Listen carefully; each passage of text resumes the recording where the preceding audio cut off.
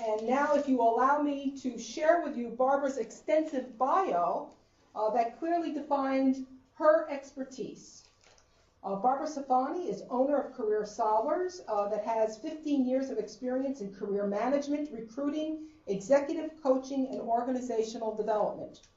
Barbara partners with both Fortune 100 companies and individuals to deliver targeted programs focusing on resume development, job search strategies, networking, interviewing, salary negotiation skills, and online identity management. Ms. Safani holds a master's degree in organizational psychology from Columbia University and a bachelor's of art in psychology from the State University of New York and Albany. Yay, Albany! Go Danes. She is multi-certified, multi-award winner and resume writer and career strategist and co-creator of Career Directors International resume writing certification program and creator of the industry's first social media strategist certification program certified by the academies. Ms. Safani has appeared as a career expert on CNN, CBS, ABC, Fox, and dozens of national radio shows, and her career advice has been published in the New York Times, the Wall Street Journal, the Washington Post, the LA Times, the San Francisco Chronicle, Fortune Magazine, Smart Money Magazine, Money Magazine, Oprah Magazine, Cosmopolitan, good for them, Monster, Yahoo, Hot Jobs, AOL, CNN, and the list just goes on and on and on.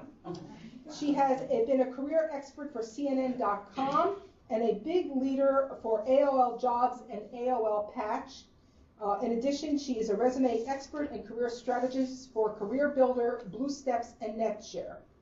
Barbara has written several books, and I invite you all to Google Barbara's name, and you will find her LinkedIn connection and her, excuse me?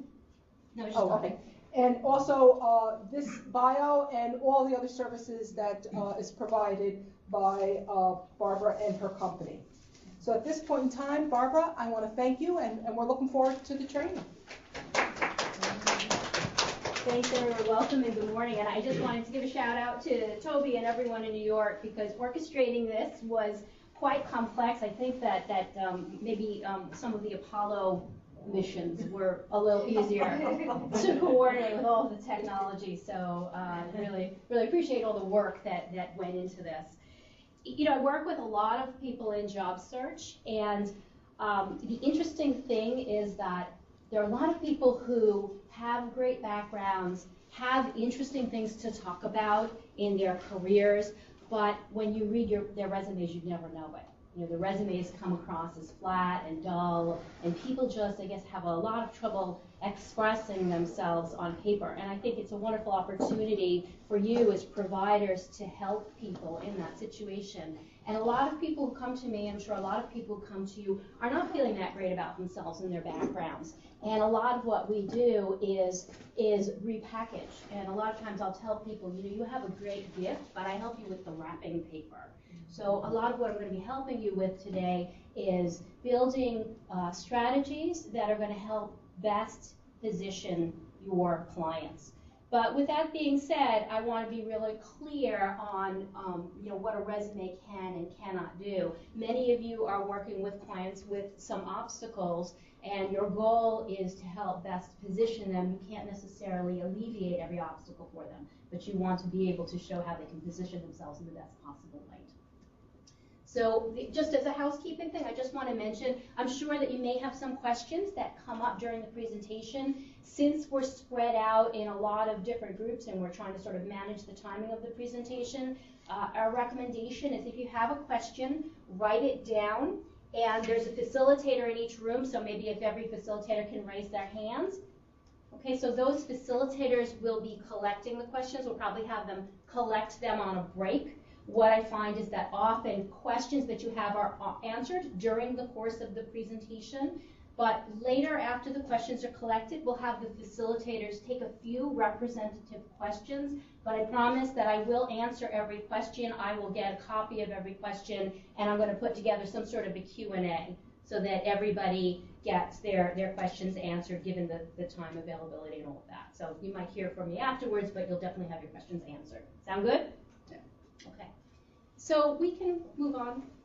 Okay, you might want to remind them that you're doing the next slide.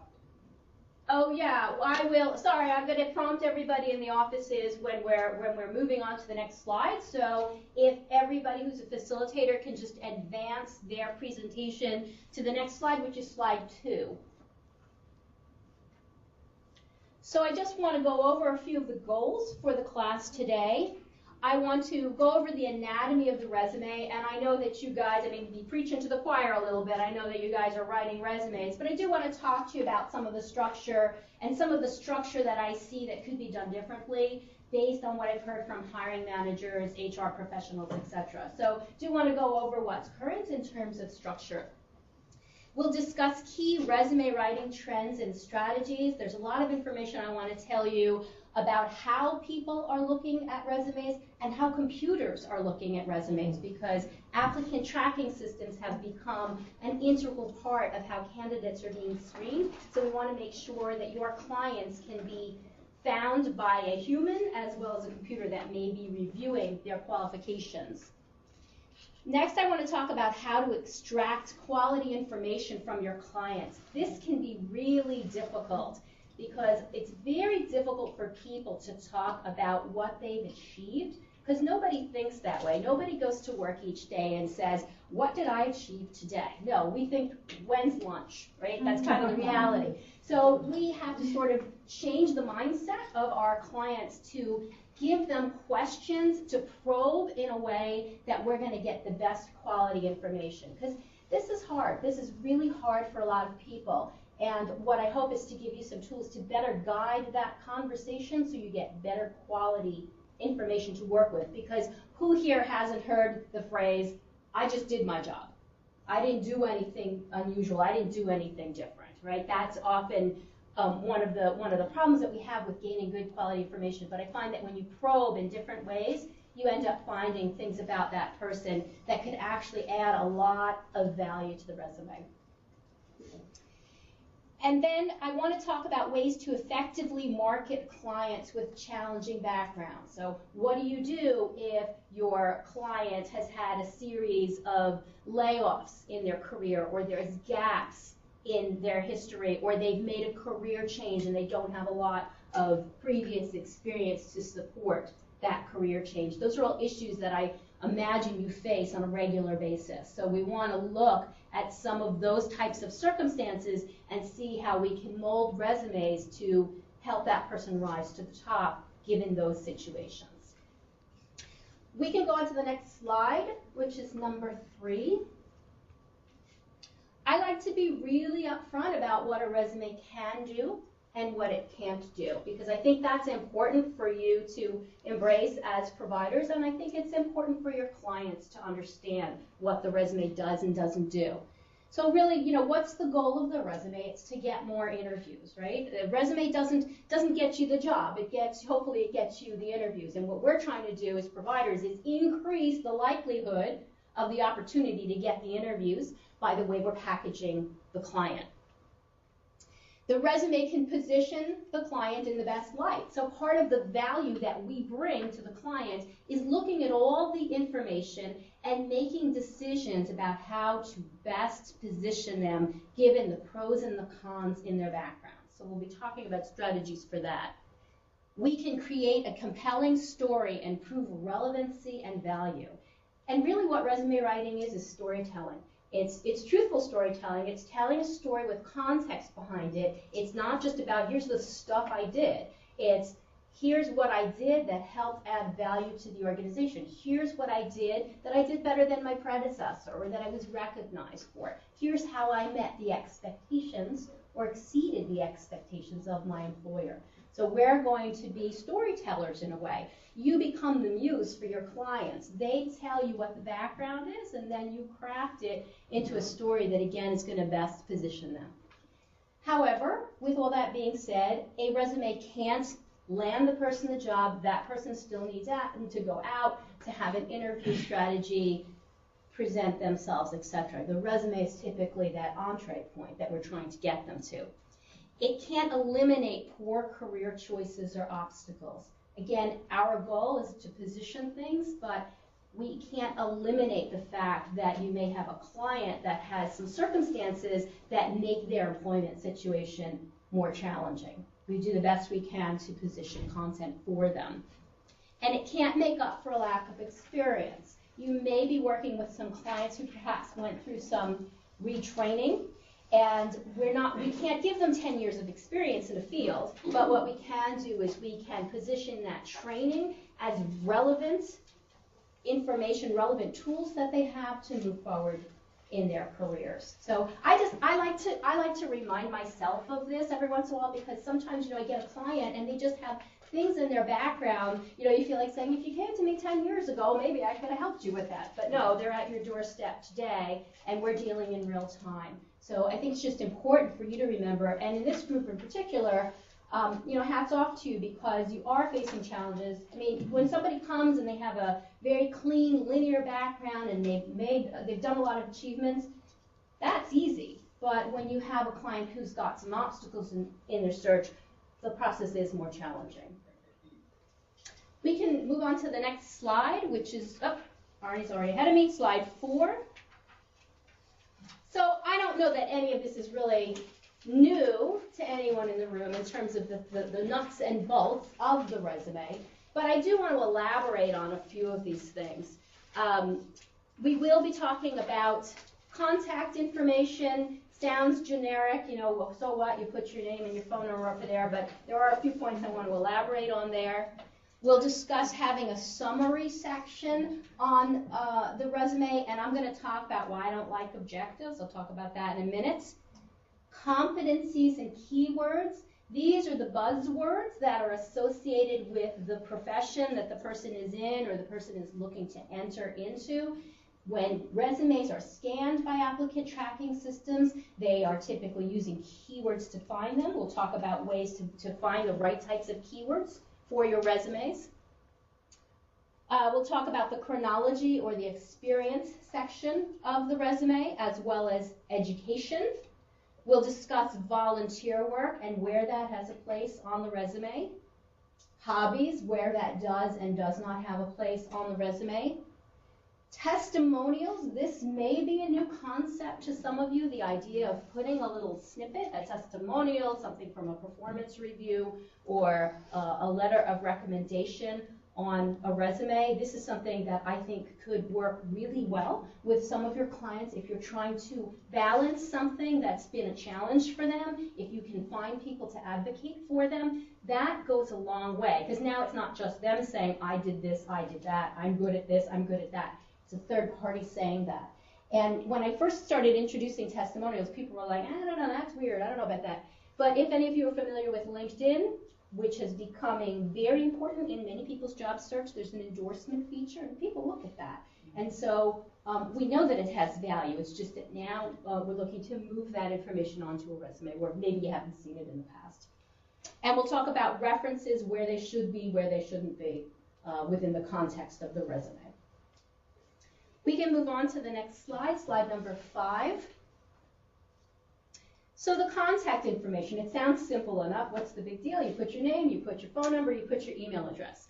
Well, I don't know about you, but I've gotten a lot of clients who give me their resumes and they have email addresses like HotMama67 or Hacker33. So if you have a client and they tell you that they have an email address that's a little bit out there, they don't have to get rid of that email address, but what you can do is you can suggest an alternative that is better for their search. And you have to remind people that every piece of information on that resume is reflective of who they are and their professional brand. So, Sexy Mama 23 probably won't cut it for most people. So you really want to encourage them to set up an alternative account. And generally speaking, you want it to be first name, last name, some combination, no strings of random numbers or letters. I've seen that too, because it's hard to key that properly if somebody's trying to email you. If you have clients who don't have access to a computer, don't have email, what I would encourage them to do is set up a free account. So many of the providers have free accounts, and create a plan for checking email at the library, or you have services for that. Because the reality is having email is really important. Phone number sounds obvious. Yeah, you should have a phone number on there. But ask your clients what's the best way to get in touch with them. Some people have home phones, but nobody's ever there, and they're really using their cell phone. And their cell phone might really be the only number they need if they have a cell phone. If not, they obviously need to have some way to have people get in touch with them.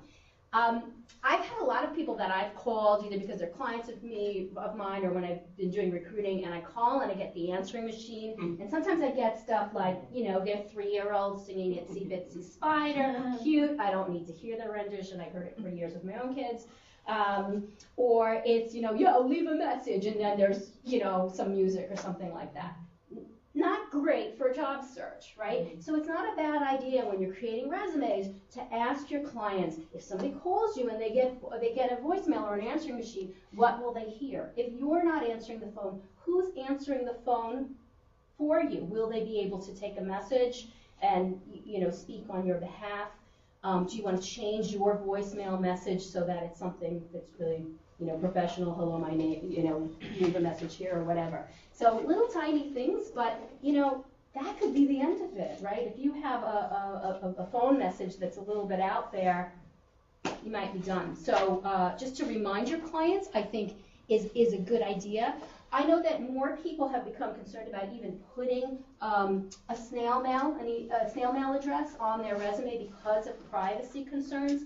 What I normally tell people is to have it on the resume when you're presenting to somebody, but if you're posting online and there are privacy features to eliminate it, it's okay to have your email, your phone number, and city and state if they have any issues about privacy, because obviously once something's online, it's out there. Other types of contact information on the resume. Well, the interesting thing about the evolution of the resume is that people are trying to find new ways to share contact information. And what I'm noticing is a lot more people using their LinkedIn URL on the resume. Your clients may not be there yet where they're doing that, but if I look at where LinkedIn was a few years ago versus now, it's really gained momentum, and it is possible that in a few years it will be an even more important criteria. So it may be something that you want to tell your clients about, just because it may give them a little bit of an edge to also have a profile URL with a hyperlink on the resume. So I'll let you use your judgment on that. It may be more appropriate for some clients than others, but it is something to consider.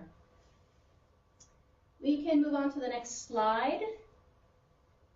So typically when I look at resumes, usually the first thing I see after the contact information is some sort of an objective.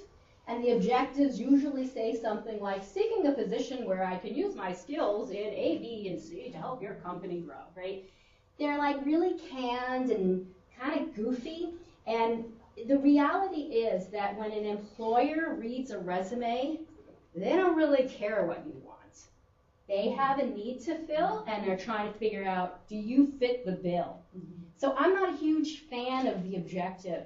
And I often tell people, and the New York group here will probably appreciate this, I think a resume is like expensive New York City real estate.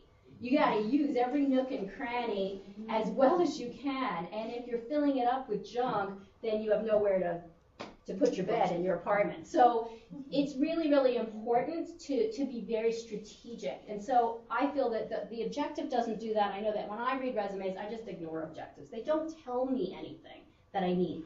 Now, you may have some clients who are perhaps making some sort of a transition and need to frame their candidacy some way. And what you might want to use is something called a career target. So let's say you have somebody who their past experience was maybe they were a house cleaner and then they went back to take a program and they became a nurse's aide or some sort of a healthcare assistant or something like that. Then you can say career target and just what that professional identity is, what that is. But I'd stay away from the objective stuff. I just really don't think it adds an enormous amount of value to your candidate's identity. What I like to advocate for is something called a resume headline. So I am being biased towards my New York audience again, but fess up, who here reads the Post? The New York Post. Okay. I know some of you are not some of you. Well, here's the thing with the New York Post or the Daily News or probably a lot of newspapers.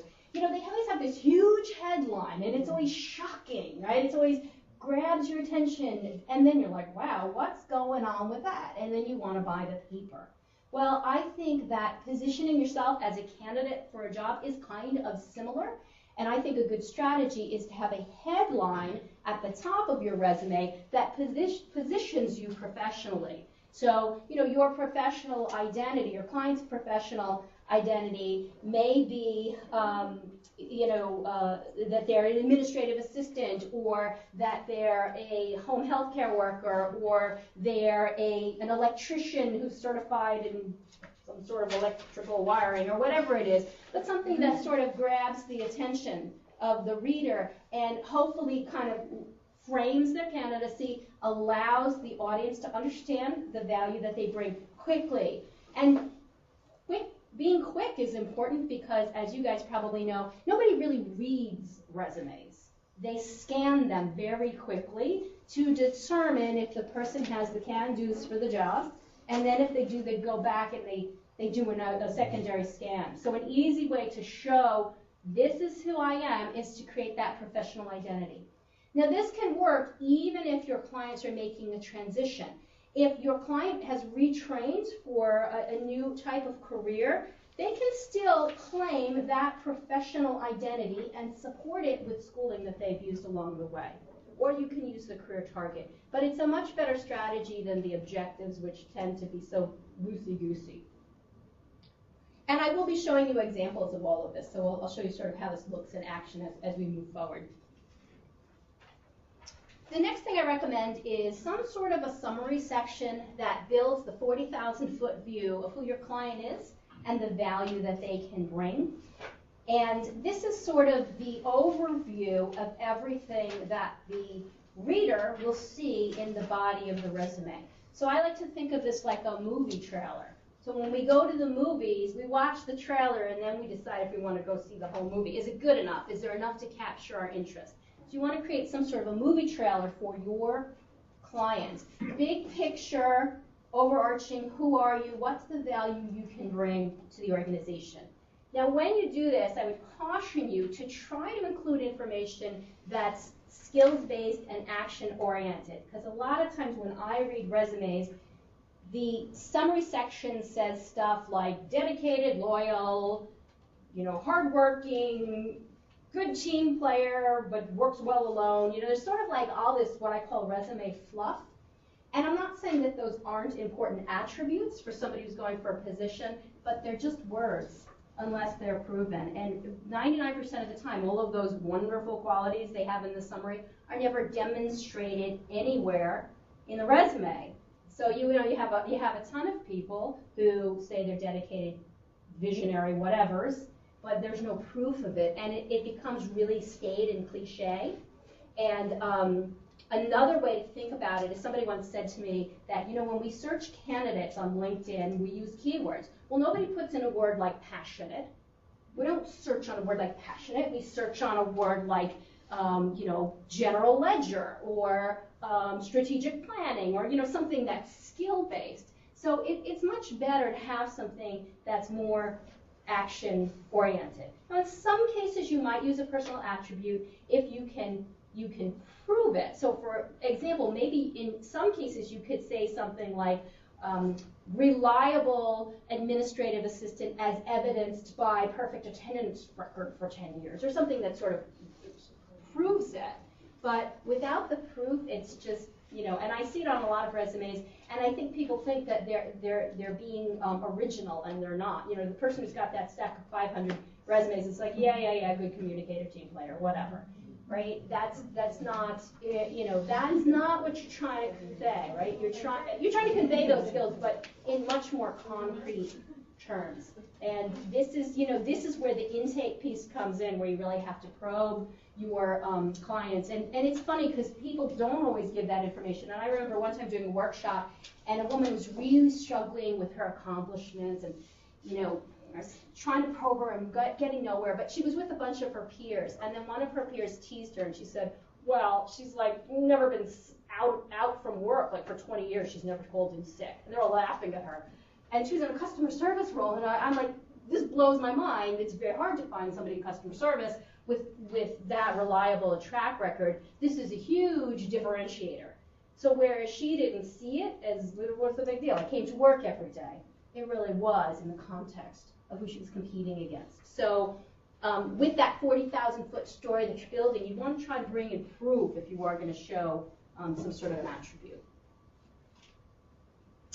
Try to focus on 2 to 4 of the person's key skills. As you're interviewing them, probably something will emerge. You know, maybe they're good, like they're a handyman, or they're good at office organization, or they've done customer service work, whatever it is. Sort of try to look and see if you can have a few skill sets that emerge, and that can become that top overview section of the resume. That's how you might frame the client, because maybe you can say good organization skills and a high-level example of that, customer service skills, high-level example of that. Much more meaty or meaningful than just saying dedicated. We can move on to the next slide. So next I want to talk to you about competencies or keywords. As we've mentioned before, more and more employers are using ATS or these automated tracking systems to screen candidates. So basically what happens is a hiring manager makes a decision about what they want to see in a candidate. They key those words in, and they only see those resumes if those words appear in that resume. So when you're writing resumes, you're sort of trying to write for 2 audiences, a human audience and a computer-driven audience. Now, having the keywords in there doesn't have to be, it's not that difficult to figure out the keywords, but I'll give you a few strategies for figuring them out. One is, if you know the type of position that the person is looking for, do some searches. You know, go to a site like a Monster or Career Builder, look for similar positions, and see what types of skill words or competencies are being repeated in the job descriptions. Use those same words on the resume. Through your intake with your clients, when you're asking them about what they do, they're going to tell you about certain skills. Again, words that you may want to use on the resume. There is actually a book, I think it's like 100,000 or whatever, a keyword book. The authors are Enellow, E-N-E-L-O-W, and Kurzmark, K-U-R-S-M-A-R-K. So that might be another tool. Something that I started to use that I think is really neat is if you do have a LinkedIn account, there's a section called skills where people can enter their skills. But if you enter a skill, then it sort of automatically populates similar skills. So you can get ideas of skills that might be good keywords for your clients by using this. It's sort of like an algorithm that they use to sort of help people who are on LinkedIn figure out better keywords. But you could really just go in there and use it to figure out the words and then go and put it on the resume. So what I like to do often is have an actual section on the resume where the keywords are contained. So often underneath the profile, I will have a section that says core competencies or areas of strength or areas of expertise. If it's a client who's a new, maybe they're just out of high school or they're changing careers where they're not really experts in these things yet, I might say areas of knowledge, right? We don't want to embellish. We don't want to say to the client something they're not, but it still gives you an opportunity to showcase the right types of words for that client.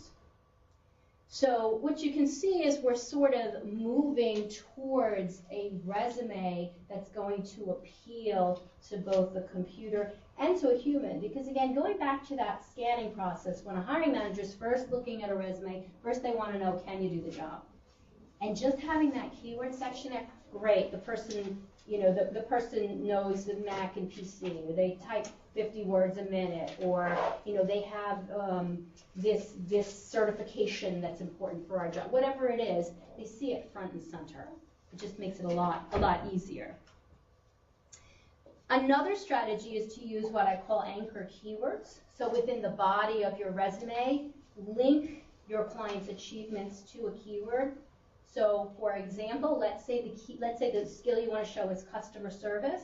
Let's say they worked at Home Depot. One of your bullets might say customer service, and then a bullet that explains what they did in a customer service capacity. Having those keywords and maybe sometimes bolding them or making them stand out on the resume, that person who does the quick scan, they can automatically see that those skills are there. It just makes it easier, and that's really what you're trying to do. Is you're trying to make the read for your reader as easy as possible, because the reality is many of them are probably sifting through hundreds of resumes. It's not unusual for them to get over 100 resumes for one position, and it's grueling. And I've been on that side, and I tell people it's sort of like, imagine yourself, you have a head cold, you've just taken a swig of NyQuil.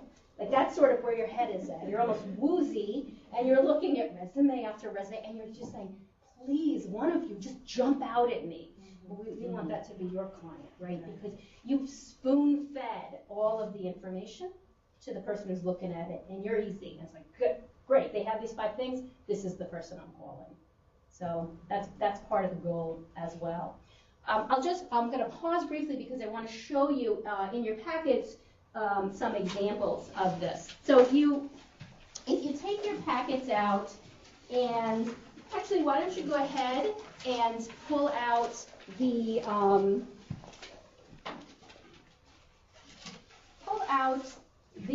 packet that starts with Resume Rescue Strategies in Action.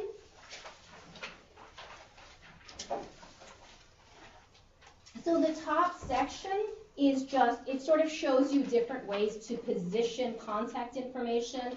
A lot of times when I look at people's resumes, they take up 5 rows of space just with the contact information. It doesn't have to be that way. It's fine with, it's fine with using other formats. But if you look underneath that where it says sample resume headlines, this is what I was talking about, the New York Post, right? Mm-hmm. So this example, the person is a financial services marketing professional, but it was really important to state that she was bilingual because of the audiences that she was approaching. So immediately she's kind of branded herself that way. And underneath there are some specific skills about that person. If you look a little further down to the sample career target section, you'll see examples. These were people who were making transitions. So we didn't use an objective, but we sort of positioned it as a focus or a target. If you look a little further down, you'll see on this page and the next page, you'll see a few sample profiles. So the one on the bottom of page 1 where we have the accountant, on one side we have a little blurb about their experience. On the other side we have keywords, right? So for an accountant, all this stuff, AR, AP, BR, these are keywords for the position. That's what somebody who's searching for an accountant wants to know. They have these skills right there, front and center. They don't have to comb through the resume to find it. And on the following page, there are some other examples for other clients and the types of keywords that would be appropriate for their resume. So, this is just a little snippet of a resume, but I think you can kind of get the feel for how you might use some sort of a list or bullet points to quickly show an employer that your client has these skills. We can move on to the next slide, which is number 8. So typically on a resume, a lot of times what I see is what the person does and what they've achieved in the job is all kind of mixed in, so there might be a bullet that says, save the company $10 million, and then there might be a next bullet that says, generated ad hoc reports for management. Well, one is just about stuff you did, and one is an achievement. And so what I recommend is breaking those out. So when you're writing somebody's resume, after you write, the name of the company and the dates, if it's not a well-known company, it's a good idea to have a really brief description of the company, what the company does. One sentence, you can get it either from the employer or you can Google the company and just get one sentence. And particularly if you have clients that are coming from smaller companies, that helps frame them as a candidate too. If they worked for the past 20 years at JPMorgan Chase, probably don't need an explanation, but for some people they will. After you write that brief description of the company, you want to put the job title, and then you want to put a brief description of what they did. So, this is a bit task-oriented. What were the things that they did in the job? Were they organizing files, or were they, taking servicing calls, whatever it is. Little blurb about that. I would suggest putting it in small paragraph form, 3 to 5 sentences, no more. And the reason I'm recommending it in a small paragraph form is because we want to offset the job tasks from the actual accomplishments. Because when you mix them together, you dilute the value of the accomplishments. You make them harder to find. It's a good idea to ask your clients questions about job scope. If you have clients that did manage budgets or did have staffs, ask them, how big was your budget? How many people did you manage? Won't apply for everybody, but for some people it will. So it's worth asking.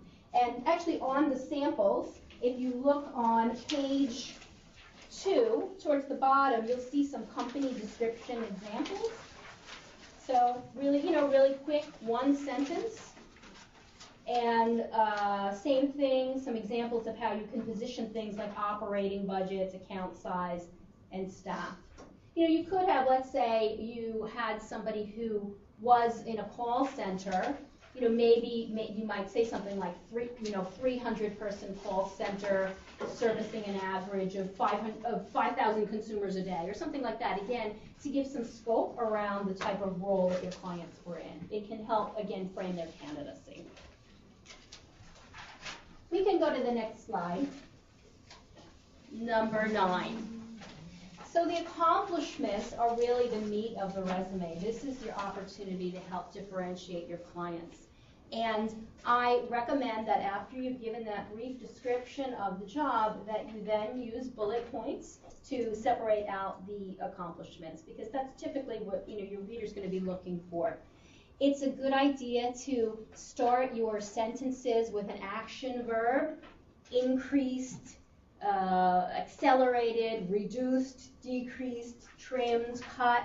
I actually in the packet included a whole, kind of like a cheat sheet. So if you're struggling with, I need a new word for reduced, right? You can look it up and find some alternative words just to sort of add some diversity and flavor to the resume. But you always want to start, with some sort of an action verb.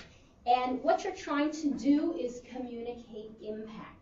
Now, in the best case scenario, you're communicating impact by showing numbers or dollars or percentages, showing a before and after, that the person helped save money or make money or things like that.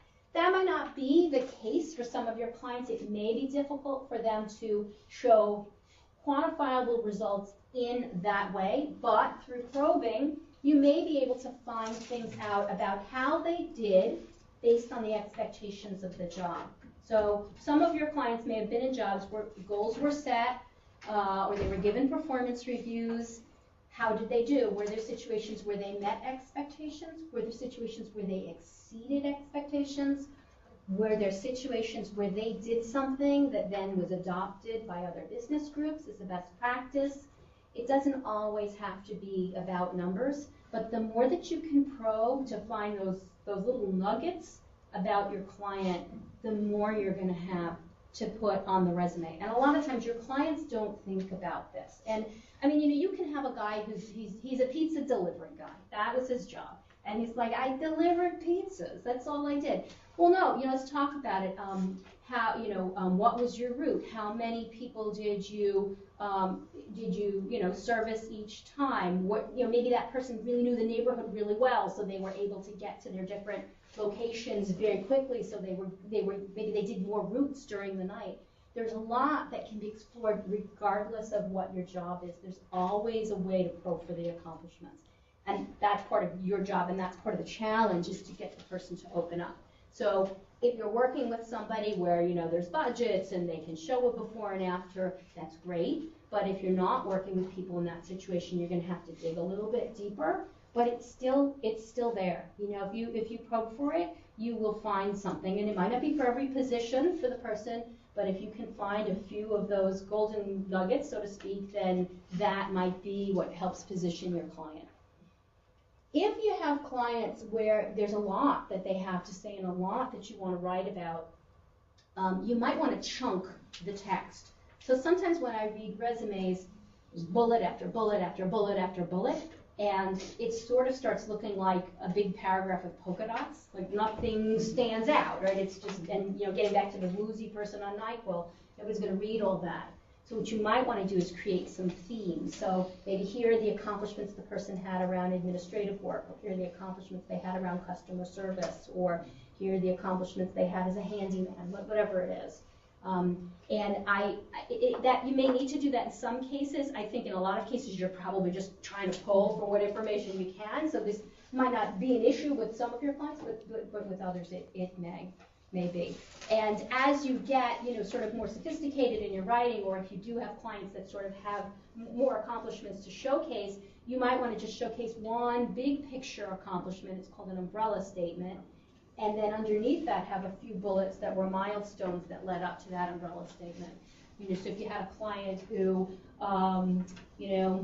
improved sales in a business by 50%, maybe then you have 3 bullet points that, what did they do? Well, they hired a sales team, or they created some sort of an incentive to get people to sell more. You sort of tell the story behind how they were able to achieve that. So those are additional strategies that you can use depending on your clients and how much information they have to report to you. We can go into the next slide, which is number 10. But I also do want to show you, if you look on page 3 of your handout, here are some examples of accomplishments. And you can see, the person's title, where they worked, a little blurb about what they did in a short paragraph form, and then the bullets. Now, again, I pulled some samples. These were samples I pulled that I was able to show impact through numbers. But I will tell you that not all the people I put here, they're not like, high-powered salespeople. A lot of them were people who are like, I just did my job, and you pull and you pull and you pull, and you get the information. So it is doable. But this gives you, sort of an idea for how accomplishments can be framed on the resume. And on the following page, on pages 4 and 5, is this alphabetized list, just of different action verbs. If you just kind of are stuck and you want to have a different way of saying something, you can refer to this. So a few other tricks for writing accomplishment statements. A good strategy is to do something called front-loading the statement.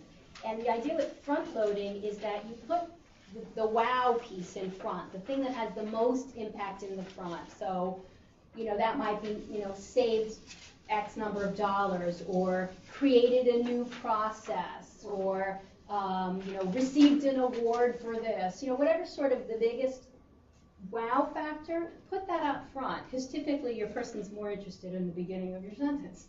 Going back to the person who scans, they're probably looking from left to right, and they're most likely to see the first part of the sentence.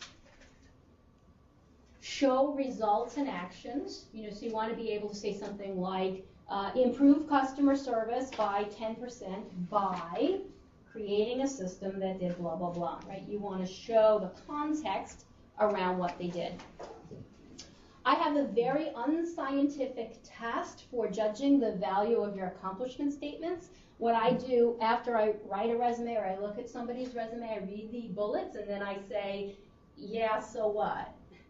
So if I can answer the question, if I can say, yeah, no, that was important because it proves that this person's a really good salesperson, or it shows that they did something better than their predecessor, I have a good accomplishment statement.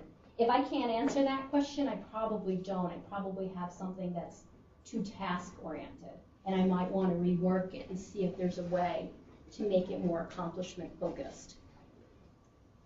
Limiting the number of bullets in a row and grouping similar accomplishments, that's what I referenced before. You may want to create categories and maybe have 3 bullets for one scale, 3 bullets for another. You may want to have the umbrella statement that I mentioned. Or if you have a client who's kind of done a little bit of this and a little bit of that, then you might want to use that concept of the anchored keyword, where you say something like customer service and then the bullet, or organizational skills and then the bullet. These are all ways to chunk text, though, and actually make the read easier. And another thing I like to just remind people about with this, I know this sounds a little bit disruptive in nature, but if you think about if you want to buy a product or service and you go to a website to look for information. Nobody reads the whole website, and usually you spend like a nanosecond on there, and if you don't find what you want right away, you're gone. You're on to the next website. And so I think that's how people digest information now. And it's like that recruiter, it's like they have to look at 500 websites. So, your resume is one of the websites, and we want to make it sticky. If you've ever heard that term with websites, you want the person to stay there as long as possible. And so one way to do that is just make it easy, put things out there, like I said, spoon feed, so they stay there longer looking at it. If you look back on your handout on page 6, you'll see some examples of front-loaded accomplishments. And what I've done with these examples is I've actually put that wow factor in bold. So again, if the person scans, they might see this and they might say, oh, wow, okay, they have costs associated with stock and cash reconciliation. That's important to me. Let me read that bullet. It sort of gives your reader options for what they want to read when, because you're making it easy for them to find it. So, again, something else that you may be able to incorporate. And the thing you have to remember, and that your clients have to remember, is their accomplishments do not have to be, that they moved mountains and they changed businesses. Sometimes it's something that's very simple. It might have taken 20 seconds to do, but it helped somebody. Maybe it helped that person do their job better, and maybe it helped their boss or it helped clients. But, sometimes people will just tell me about, well, we used to do this by paper, and then I set up a spreadsheet, and it was no big deal. But then we talk, well, what happened as a result of that? Well, now it's a lot easier to find information. Or somebody says, well, I did filing. Well, okay, tell me a little bit more about that. The filing room was a mess. You go in there, nobody could find anything. Well, what did you do? I reorganized everything, I color-coded, blah, blah, blah. What happens now? Oh, people go in there now, in like in 2 seconds, they know where the file is, right? And then that turns into, So what happened before? They go into the room, they'd spent hours in there. What happened now? Right now, 2 seconds, they have that. Wow, so you went from, let's say, a task that took an hour to a task that took a few seconds. That's huge. That's huge. So you sort of help people understand that. And I think that the greatest thing is when you reposition somebody and then they read it and they're like, wow, that's me. I look pretty good, right? It's sort of like getting a new outfit. So if you got the same body, but you put on this new outfit, you're like, and that's a really nice feeling. When that's so empowering for your clients. So if you can do that, that makes it all worthwhile. We can go on to the next slide. Yes, it's 10:30. Oh, it's 10:30. Okay. Okay, we'll just sort of talk about a few more things, and then I'm going to give you a break. Volunteer work. Just because you don't get paid for it doesn't mean it doesn't have value.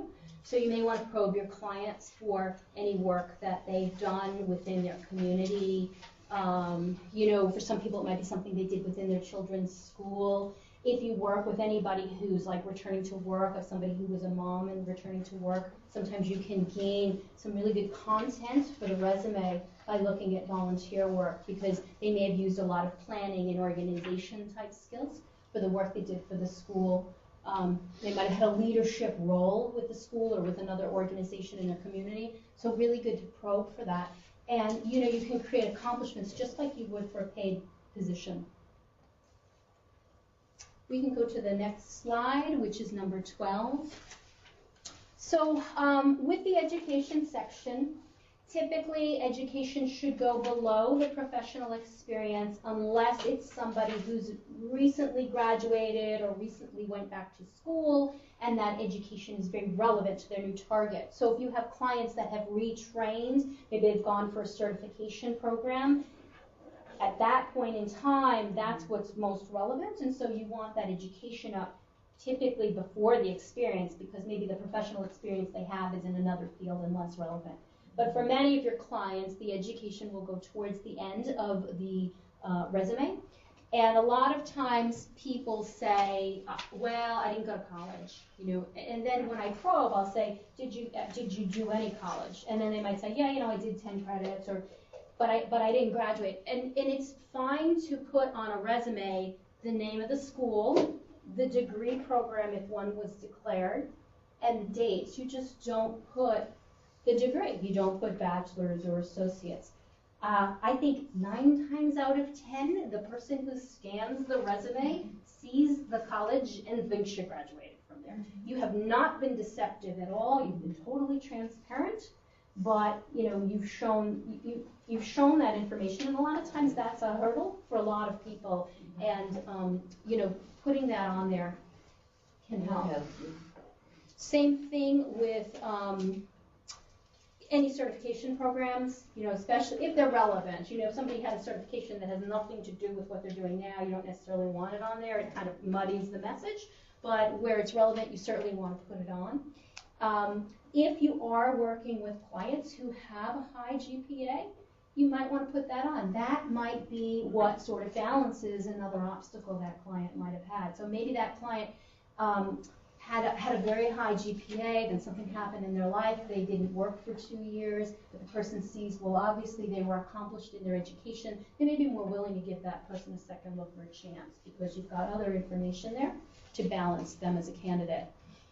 If you have clients who are students, recently graduated from college or even high school and don't have a lot of work experience, you may be able to pull information from things they did in school, because what they did in school is sort of, it's their opportunity to show where they may have been successful. So if they, were part of a project team and they led a project, or they worked on a project in class that got a really good grade or something like that, those things can actually add value rather than just saying that the person went to school. And again, especially for somebody who doesn't have a lot of work experience. So really probe if the person did have any academic awards, or sometimes I'll work with people who don't have like such a stellar academic record, but they had an athletic, they were very athletic, or they were on 5 teams, things like that can show other skills, leadership skills, etc. If I have somebody who didn't have a great GPA, but then they told me, well, I also held 2 jobs when I was in school, and maybe that's why I didn't have such a great GPA. We work through strategies to make sure, might even put on the resume, held 5 part-time jobs during college, financed my own education, other things that offset, because sometimes if it is a new graduate, they might say, well, how'd you do in school? Why didn't you do better? Those could be interview questions. So now the person has a story that they've put in better context on the resume. We can go to the next slide. So a lot of times I get resumes and they have hobbies on them, because I think, somebody told them they should have hobbies on their resume. And I'm okay with it if it's relevant. So for example, somebody who's just gone back to get some computer training, maybe they want to do computer technician work, they have no experience, but they love cars and motorcycles and they do tinkering and they're very, they're very technical that way. I might put that on, restores old motorcycles or something like that, because there's sort of a relevance there. But I've seen everything. People sometimes they'll say reading is a hobby. It typically doesn't really have a lot of relevance. Somebody wants to put on a resume picnicking as a hobby. And I was thinking, well, maybe if you were an event planner, maybe we could go with that. But you always want to look. You always want to look for relevance. One thing I'll say that's interesting about hobbies is, well, I don't use them a lot unless they're very relevant. Sometimes I have clients and they come to me and they say, I'm really concerned because I think there's going to be age bias. And I had a client who's actually in his late 60s, and he was telling me this, and we had a conversation, and he said to me, I run marathons with my daughter. I thought, wow, let's put a hobby section, completed X number of marathons. It's a way to potentially balance a bias that could be there, because you're saying, yes, I'm a seasoned professional, but I'm also very active, I have an active lifestyle. Same thing with if somebody feels there's an age bias, but they're actually very good with computers. Sometimes there's a perception that the older the person is, the less computer savvy they are. And so if there's a way to displace that, that's important. So look at your candidates holistically, and then you can make some decisions about how to market a hobby, where it makes sense. Next slide. 14, okay. So the testimonials, I mentioned this at the beginning. I think the testimonials are really a great way to get at some of that fluffy stuff, which I don't like, without being fluffy. So being dedicated, being loyal, being hardworking, it is important. Employers do want people that they can trust, but it's just goofy to say it. But if you have somebody else who gives a testimonial that says something like, Joe was instrumental in making sure that the project got done on time and ahead of schedule, and he worked countless hours and weekends, or whatever Joe did, well, now I read that, I'm like, boy, Joe's pretty loyal, right? But it makes a lot more sense to me than just having on the resume, loyal, dedicated. So some of your clients may have letters of reference. They may be able to get letters of reference. If they've gone through a retraining program, they may be able to get it from the schools, or if they've just graduated, they may have it from previous employers. So it never hurts to ask. Ask your clients if they had performance reviews, and you can sometimes get a snippet from there. And hopefully, you don't want to have a testimonial like Joe's a great guy. We want something that's as tangible as possible. But sometimes people do that, or sometimes you read even performance reviews. It's like, Joe's really valuable to the team. I'm like, why? You need that piece, but probe it, because sometimes what your clients can't articulate is actually much better articulated by someone else. And if you look on your handout at the bottom of page 6, these were just a couple samples of testimonials, and like you want wherever you can find something that's specific as possible. And it's up to you. In some cases, you might not have the person's name. You might just have the role, the title that the person had. And in some cases, you could have the person's title. It kind of depends on the client and if it was a reference that was formally given, etc. If you add the name, but you don't have to add the name. You could just sort of show the relationship of the person to the person giving the reference. And next slide. 15. Okay, just go over this really quickly. A lot of times I still see on resumes references available upon request. Kind of an old school way of doing things, not really necessary. And the reason it's not necessary is, first of all, people know that if they are going to need a reference, they know that they can ask for it. And then the other thing I like to tell them is really what it should say is references available whether you want them available or not. Because there's something called Google, and everybody uses it. And, the reality is that a candidate could be Googled before they're ever been called in for an interview, and we don't have as much control over those references as we used to. With that being said, I generally don't recommend having that statement on the resume unless, there's a little extra space, you're trying to balance out the look of the resume, but rather to create another document that your client has at the point when references are requested. And on that, you can include specific information, which I think is on the next slide, 16. Yeah, you just create a separate list, explain who the reference is from.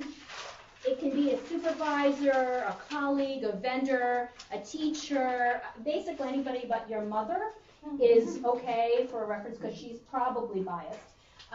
But generally, it could be somebody from a volunteer activity. It doesn't have to be the person's immediate supervisor. You want to list their name, title, at the time they worked with your client, relationship to the client, phone number, and email. And if possible, see if your clients can get about 3 to 5 references. So I think this is probably a good time to take a break. You guys have been sitting for a long time. If you did write down a question and you want to give it to your facilitators, now would probably be a good time to do it. And it is now, what's the old clock? 10:40. Why don't we say 10:45? If you can mosey on back to the room, that would be great, and we'll move on from there. Thanks.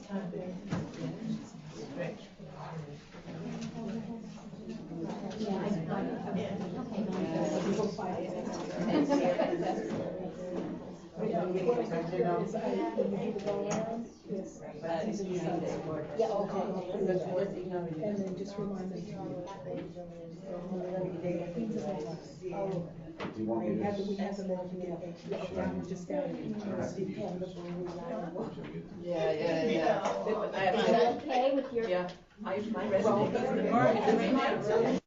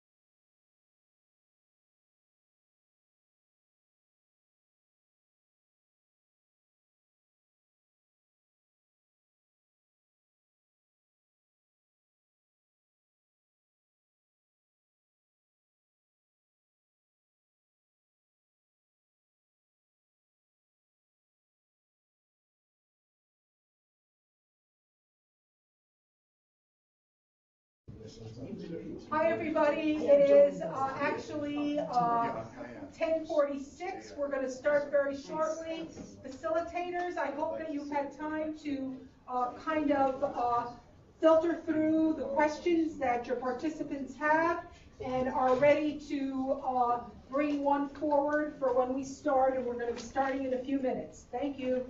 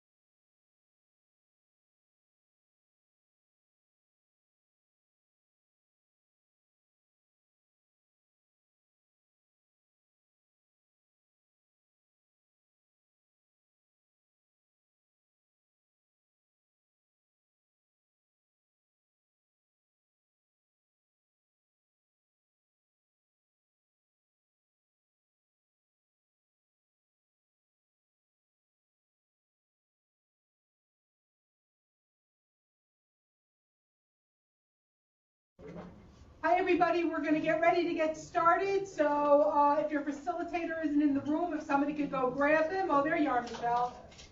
We don't know if we can't see you all, so just so you know, we're going to start in about 1 minute. And facilitators, if you could please have screened your questions and raise to the top one that kind of is either representative of multiple questions that look the same, so that we can do those, and then you can put that at the back of the pack. But we're going to do one question per site, not two, not 1.2, just one question per site. How many? One. Uno, one.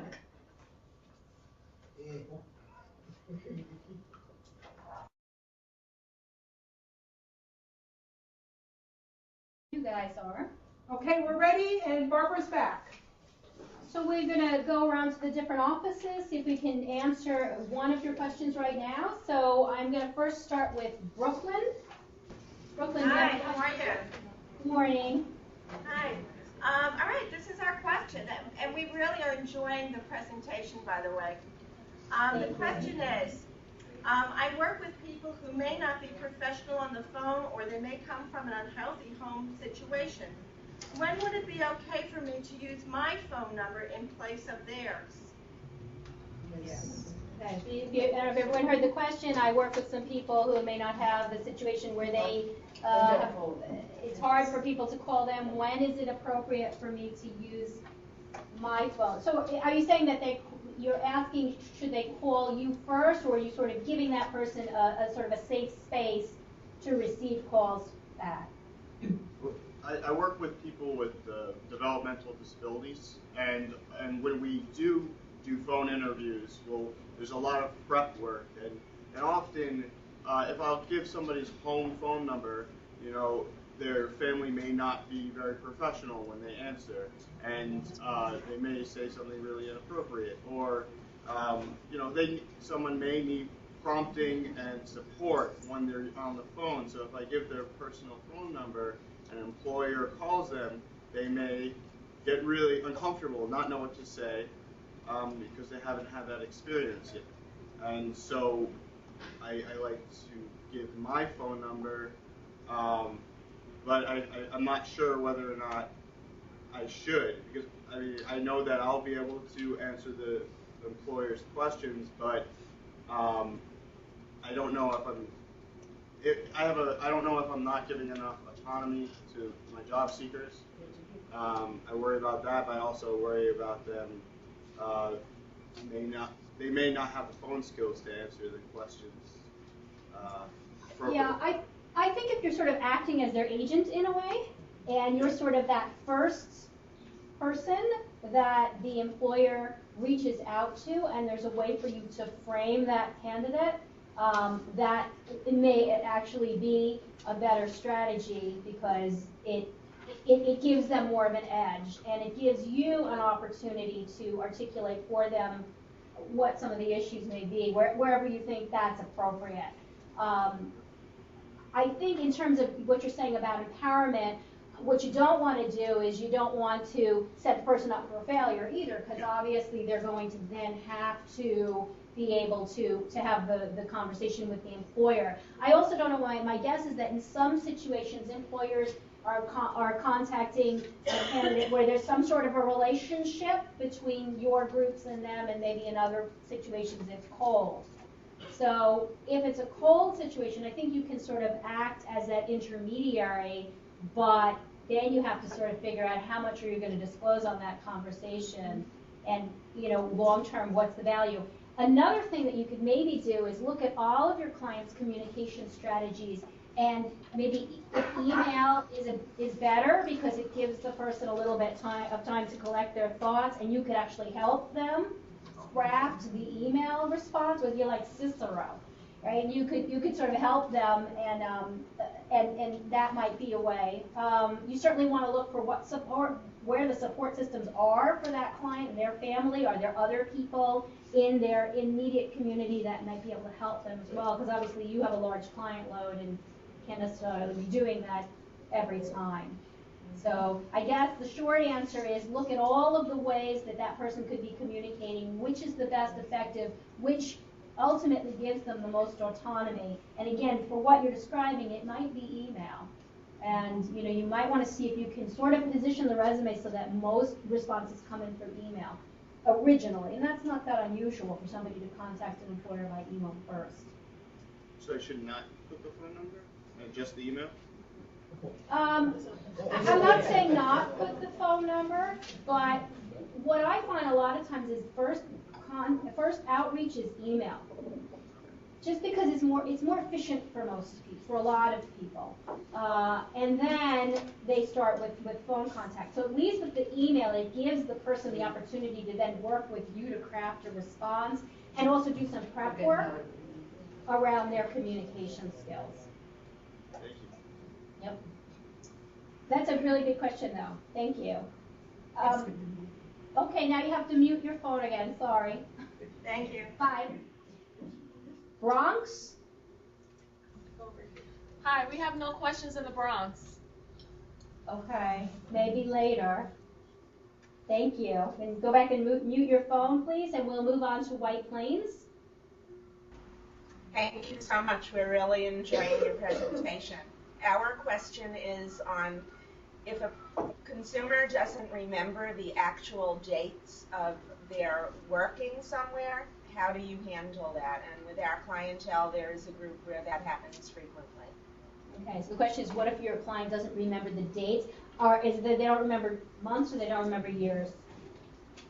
It could be both, certainly months, but sometimes, you have a long period and sometimes incarceration in between, and they're not sure about the years. And when you say, okay, when you say you're not sure, I understand they might not remember if they started in 93 or 94 or 95, but can they articulate about how long they worked there? Yes. Like, could they say, I know I was there 7 years, or? Yeah, an approximate, sure. I was there 5 or 6 years in the 90s. Yeah, yeah. I mean, here's the challenge with this. If they write something on an application that's not correct, an application is considered a legal document. A resume isn't.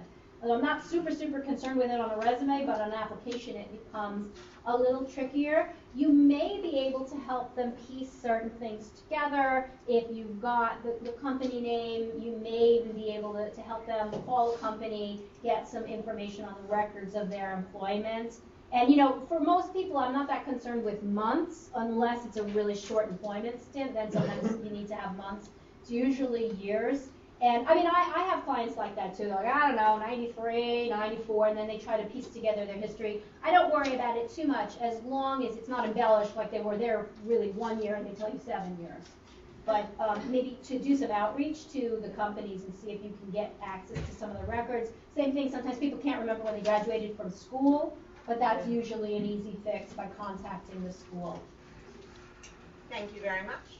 Absolutely. And you have to mute your phone, thanks. And Rockland? Yes, we're at Rockland. We have one question about extracting experience. Okay. We wanted to know, how do you extract information from a person who has very limited experience, or really doesn't so much have the experience but wants to try and do the job goal in its entry level? How would you try and put something on a resume that would reflect what they want to do if they've never done it? Okay, really good question.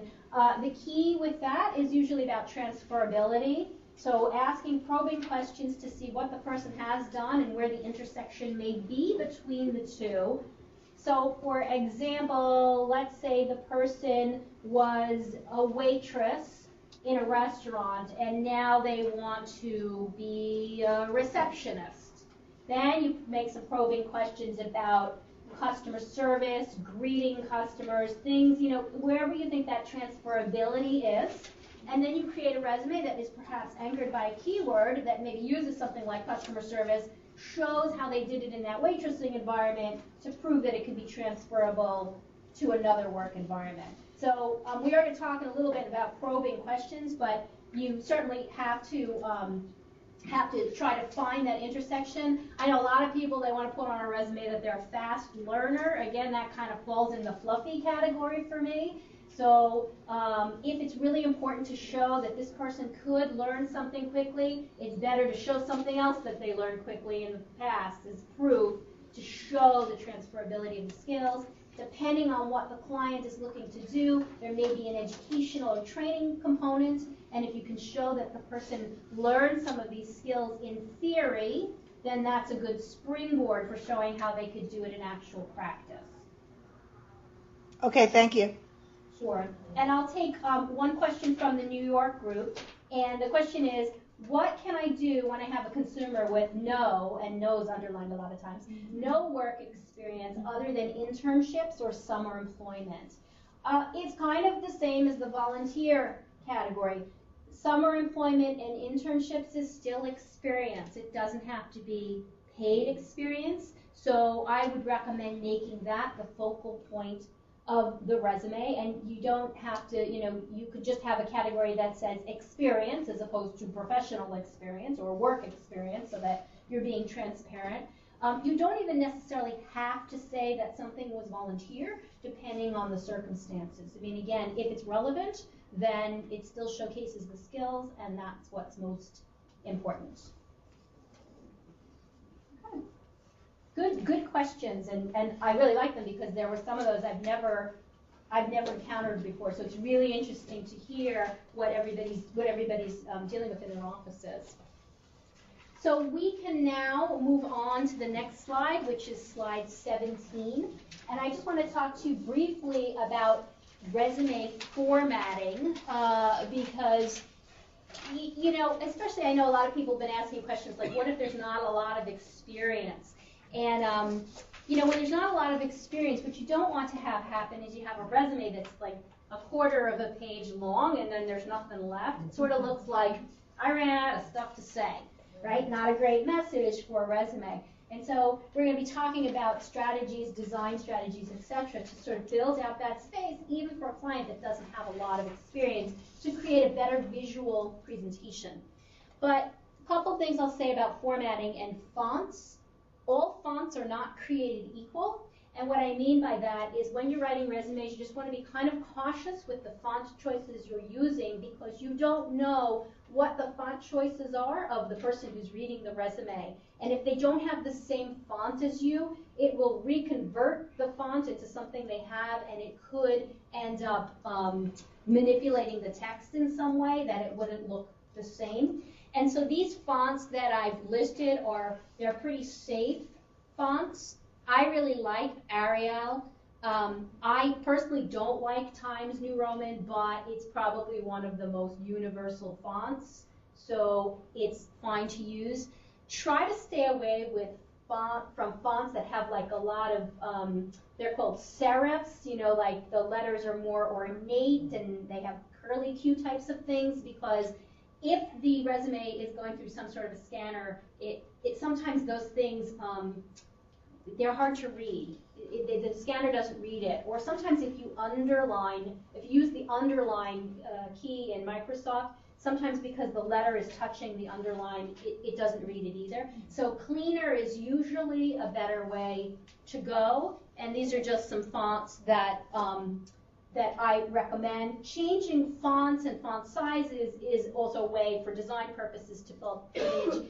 I don't know if you guys ever see these Microsoft templates, but they usually have the person's name like in 36-point font, it's huge, and then the phone number in 8. And if you're somebody like me who really should be using glasses but, you know, isn't, I can't read it, and I'm not going to take the time to read it this. I'm going to go to the next resume. So I generally recommend a font of no smaller than 10, with the exception of maybe a font called Verdana, which is like really big. But for most, try not to go below 10. But, you know, if you go above 12, it might look a little goofy. So, you know, usually 10 or 11 with a font like Arial Narrow, 11 is better because the letters are skinnier. We can go to the next slide, which is number 18. So probably the $64,000 question I'm always asked is, how long should my resume be? Should it be 1 page or 2 pages? I'm getting the impression that most of you are working with 1-page resumes, and in some cases are struggling to fill out the 1 page. So I don't know if this is a huge issue here, but there's nothing wrong with a 2-page resume. I don't recommend going past that unless your client is in Australia, which for some reason they always want 3-page resumes there. But otherwise, in the US, usually 1 or 2 pages is fine. What I don't recommend is a page and 3 sentences on the second page. Because again, that looks like, gee, I ran out of things to say. I'd rather see you do a little bit of manipulation in order to fit everything on a page. So a lot of times people's resumes, the content doesn't fit on 1 page because they've used 5 lines just to take up their contact information. That could be condensed into 2 lines. You can change the margins, etc. Better to have it typed, you know, on 1 page than a page and a little bit more. Try to use white space efficiently. Sometimes people put a lot of content together, and as I mentioned before, it makes it harder to read. White space is good in a resume. I wouldn't recommend having margins that are any less than 0.6 all around.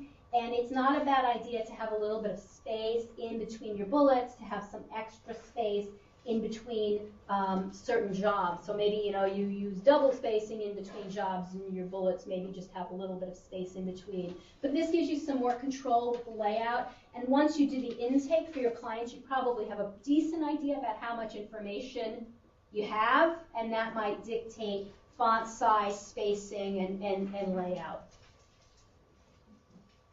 We can move on to number 19. So how do you choose the right format? I've talked with some people and they ask, you know, what's the deal with different resume formats or chronological versus functional, hybrid, all of those different formats. And generally speaking, I tell people that a chronological format is best. But I know that in some cases, it's not necessarily the most realistic. And I really advocate for something that is more of a hybrid of the two, because you're never going to score points with anyone with a purely functional resume. I'm going to talk about that more in a minute, but when you're designing the resume, obviously we want the strong accomplishment statements, and we do want some sort of design strategy, but we're not really designing because we want it to it's not that we want it to make it look pretty. I mean, we do want it to be visually appealing, but we want to design it in a way that it's going to have the greatest amount of impact for the person reading it. And what I usually say about this is, maybe the women will relate to this a little bit more, but nobody goes shopping for clothes and says, I'm going to buy these pants because they make my hips look huge, right? Nobody says that. They say, I'm going to find something that makes me look good. Well, it's the same thing with resume design. We're trying to create something that makes the best qualities of the person come to the top, and other qualities that maybe we don't want to focus on as much not as obvious. So a lot of your design strategy and where you might choose to bold something or make something a smaller font or things like that, it's not about how pretty it looks, it's about what are the obstacles in the client's background and how can I mitigate those obstacles. So I'm going to show you some examples of that in a little bit, but I do want to talk more about the different types of formats, because I know it's been a question with some people. So we can go on to slide 20. So I think whenever possible, you want to stick with a chronological format, because the reality is this: whenever your client presents themselves to an employer, there's basically a risk. Right? Your client is trying to establish trust. This goes for any client. They don't know you, and they're trying to figure out, can you do the stuff that you say you can do on your resume? So a chronological format is the most upfront, and it quickly shows what the person's done and when they've done it. The problem with a truly functional resume is it almost screams, there's something I'm trying to hide. So you almost bias the person from the beginning. So a lot of times what will happen is people will use functional formats because there are gaps, or there's a spotty employment history and things like that. So it's kind of like a catch-22. Well, I have this person who has these issues. Chronological format's not going to make them look good, but employers don't like functional resumes. So what do I do? And a purely functional resume doesn't even have any dates on it. And that an employer will not take the candidate seriously without that information. So if you've got a client that you really feel that the chronological format will not work because of issues in their employment history, what you might want to do is what's called a hybrid resume. Now, in the hybrid resume, all of their positions are chronicled. The dates are there, but it's not the focal point of the resume. What really becomes the focal point of the resume are those functional skills. So you may have some categories to show, here's their administrative work, here's their customer service work, here's their technical work, whatever it is. But you still need to have that chronology there. Because otherwise, it's not perfect, I understand, but without it, I think that your clients might not even ever get the phone to ring if that information is missing. On your packet, actually the other packet, the one that starts out with Maria Marcus, if you look,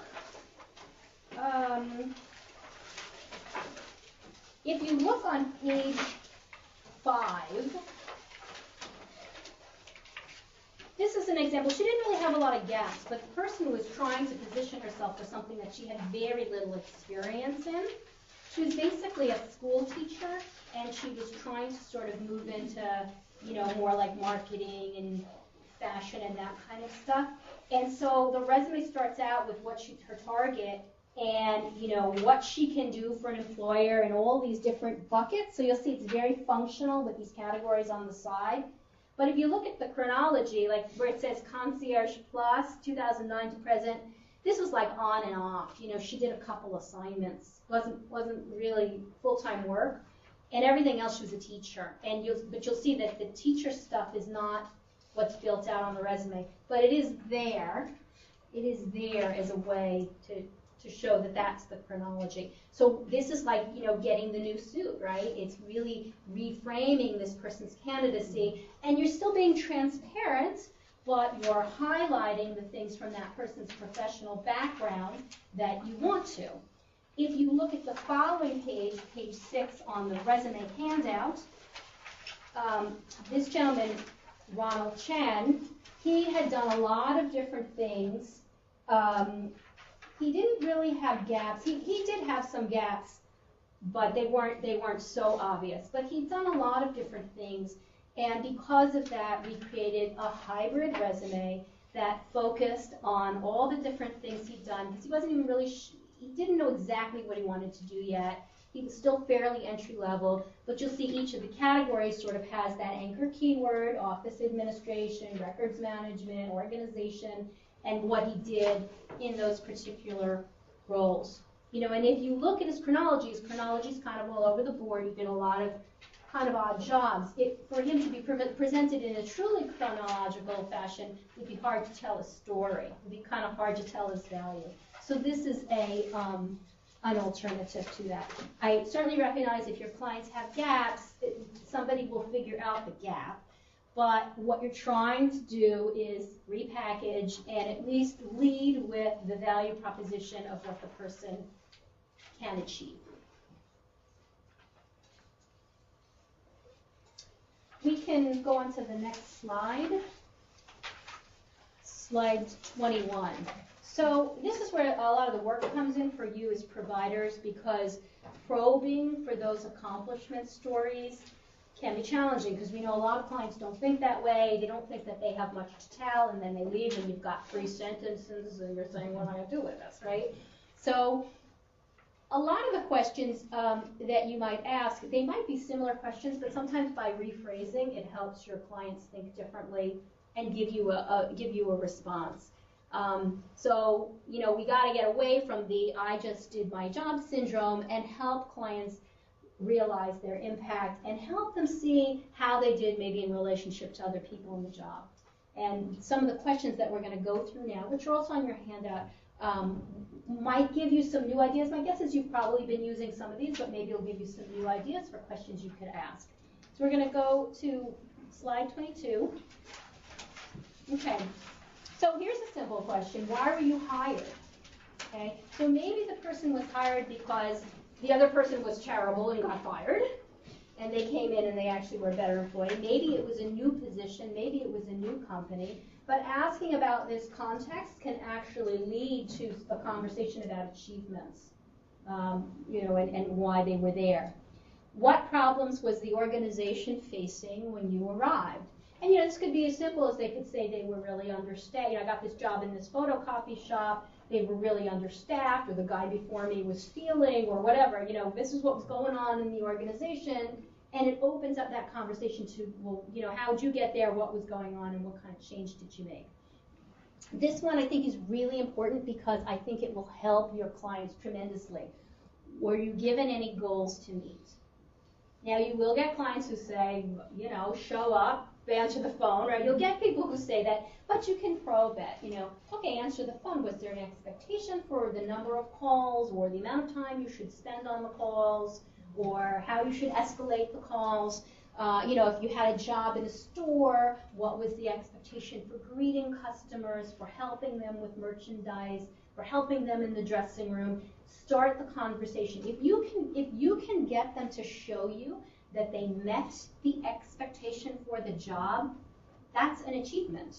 And that's better than just saying they did the job. You know, if they met the expectation for stocking the shelves and this and that, that's great. If they might then say to you, you know, all the people there were so lazy and I actually did more, and then you might be able to say, oh, actually they exceeded the expectation. But if you get them talking, you may get some quality information. And I find that people, even people who don't say they don't like their jobs, when they talk about the things that they do actually kind of find things that they're proud of and things that they did well, if you can get them to that point.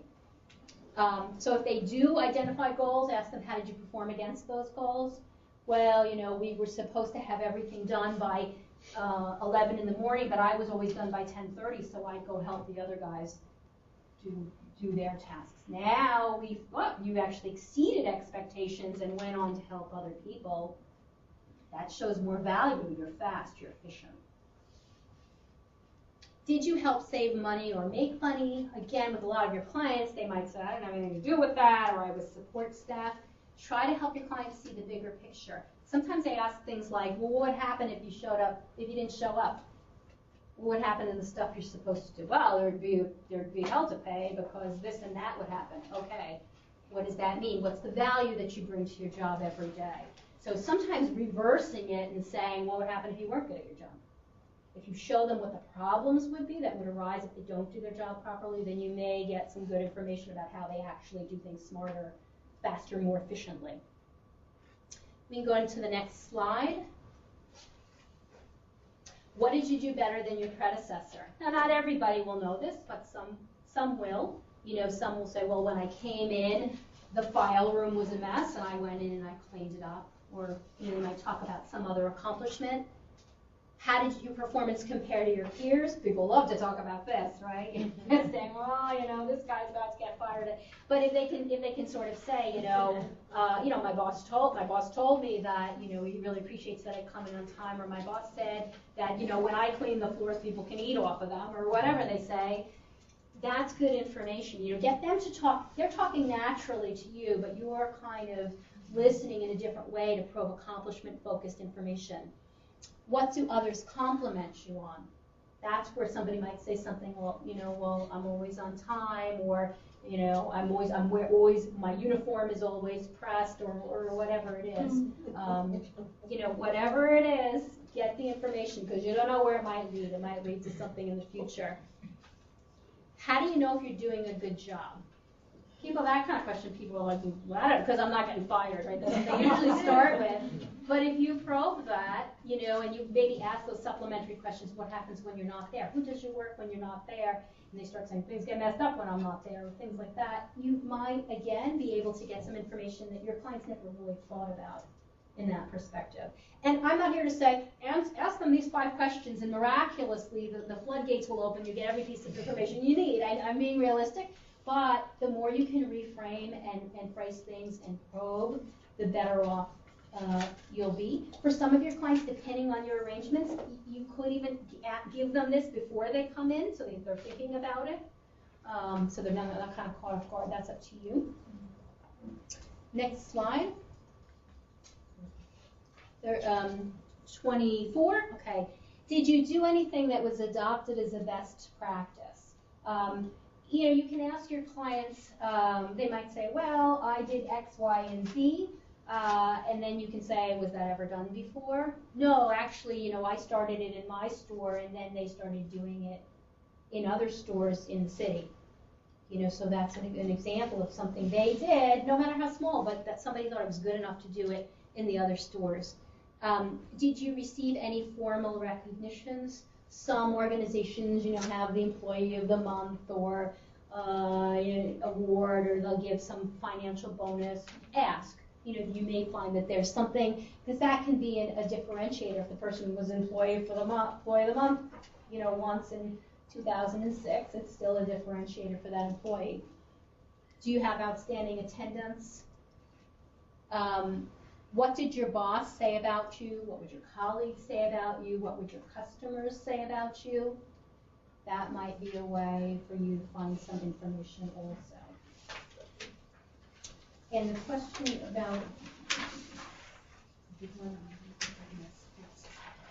okay, yeah, if you're working with clients who are nonverbal, then definitely you want to bring in any support systems you can.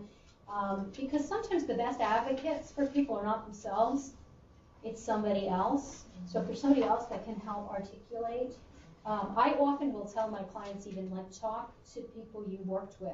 because sometimes they remember things you don't, because you brought value to them. You know, some of the best accomplishments are the things we're trying to forget because they were so annoying when we were doing them. We're going to mentally block them out. But then sometimes your colleague might be, you remember that time you came in on Saturday? And you're thinking, no, I don't want to remember that. But maybe it's actually a really good accomplishment. So sometimes talking to others, or even family members, will remember that time you had to go and do this. And, you know, any support systems that your clients have to help articulate and verbalize it will help. Formal, okay, we can go to 25. I think it's really important for you to ask your clients about transitions. You know, why did you go from job A to job B? You're not necessarily including it on the resume depending on what the situation is, but knowing the context will help. And when we talk later about special circumstances, you'll see why. Were there any special circumstances surrounding your job? You know, if a person was somewhere for 6 months and they were fired because they had anger management issues, that's different than the company went out of business. So you want to know, you know, which is it, and that will sort of help you develop your strategy and obviously understand what your potential obstacles are with the client. Next slide. So a lot of these questions can also be applied to volunteer work, and if you do have a client that doesn't have a lot of professional work experience, or they've got gaps, or whatever the issue is, then there may be some accomplishments you can derive from their volunteer work. So asking them to describe that role, those accomplishments. You know, are they the member of any professional associations? You know, if you have an electrician, is he the member of an electricians union or a professional organization? Maybe he's even done something for the organization. These are things that sometimes people don't think to say because they don't think it's relevant to their work experience, whereas it can actually show other qualities like leadership and being responsible and things like that. We can move on. Good. If you have a client doesn't have work experience but does have some educational experience, then apply the same kind of accomplishment questions to their school. What coursework did you take? Let's say you have somebody who they graduated from high school, they graduated with an associate's degree, and they have no work experience, but you can show the coursework that they took. You know, you can show maybe they took an accounting class and maybe they took a marketing class, whatever it is. You can have the education as sort of the focal point of their resume, and instead of having an areas of expertise section, you might have something like a relevant coursework section. Now you're using words that may be important to the employer, they may be keyword driven. It builds out that person's resume. You're not lying, you're being transparent, you're not saying I am an expert in all these things, but you're showing that you had relevant coursework that helps support you if you're in a position that involves some of those qualifications. If they did any special projects or they wrote a paper that's relevant to their target market, there's nothing wrong with building that out. Again, especially because if you don't have a lot of content for somebody in that situation, you don't want to just say where they went to school. You do want to try to build it out, build out teams they were on, volunteer groups, leadership, if they have it. You know, just keep asking, and hopefully you'll hit a nail and you'll find what you need. I know that one of the questions in this room was about internships. So internships are generally a good way to show that you've been in an environment that would simulate real work experience, or for some of your clients, if they've been through a training program, you know, let's say you were, I don't know, somebody's training to be a dental hygienist, then I assume that in school they have to go through simulations that are similar to working with a patient. So same thing, if they're in some sort of a technical training school, what did they do in school successfully that's similar and transfers to what they would be doing in a real job? You can go to 29. Sorry, we're on slide 28. So you might have seen this before, something similar, car stories, star stories. The idea is that this is a way to frame your questions to get the best information from your clients, asking them what were the challenges or problems or obstacles that you faced in each of your positions, what did you do to address those challenges, and were there any results? Try to get your client to tell a story of something they did in their job, no matter how mundane they think it is. And listen, this might be you sitting with them and saying, all right, so you come in at 9, you have your coffee, you have your bagel, now what happens? And kind of walking through the day and then going through some of the more probing questions. Well, I need to take this information and put it in a database. Well, tell me about that. How many of these reports are you doing per day? What's the expectation of how many you do versus how many you actually get done? Asking questions that sort of takes the routine that they have and puts it more into this. Why was that important? Why did you do that? What would happen if you didn't do that? Who gets value out of that? Your clients may sort of be in a little bit of a box, right? They think about what they do, and they don't think so much about who it affects. So you could have a client that has a very rote task or a very rote job, but if they don't do their job efficiently, it doesn't work well for somebody else. It could be if they don't input something correctly in a database, somebody might get billed for something they shouldn't have, or there's a problem somewhere down the line. And so you want to be able to communicate to them, what did you do and who did it affect, so then you can start looking at the bigger picture. And you can say, oh, so it sounds like you were very accurate in your database management, and because of that, it sounds like there were almost no accounting errors. Well, yeah, I guess that's true, because, so you build out the context of the story, and you show the bigger picture for them. So then you get away from, just inputted information into a database to inputted information into a database with exceptional accuracy to save X amount of money or X amount of time. You might be able to build it into something that's truthful, but bigger than the original statement. Next slide. So design. I'm not here to say, you have to spend a ton of time on design and know that you got a lot on your plate and everything. But I think that design can often eliminate some of the issues that you're facing. And I'm going to show you some examples in a minute. But bold is a really good way to just make something come to the forefront. You bold it, and the reader's eye is immediately drawn to it. So, if you had maybe you had somebody who worked for a big name company, that might be in bold, or the front piece of an accomplishment might be in bold. Shading is a technique that will help draw the reader's eye to where you want it to go. So let's say it's somebody just recently graduated from a training program and you really want them to see these new skills they have, maybe you shade that. You can have some sort of a box and it's shaded.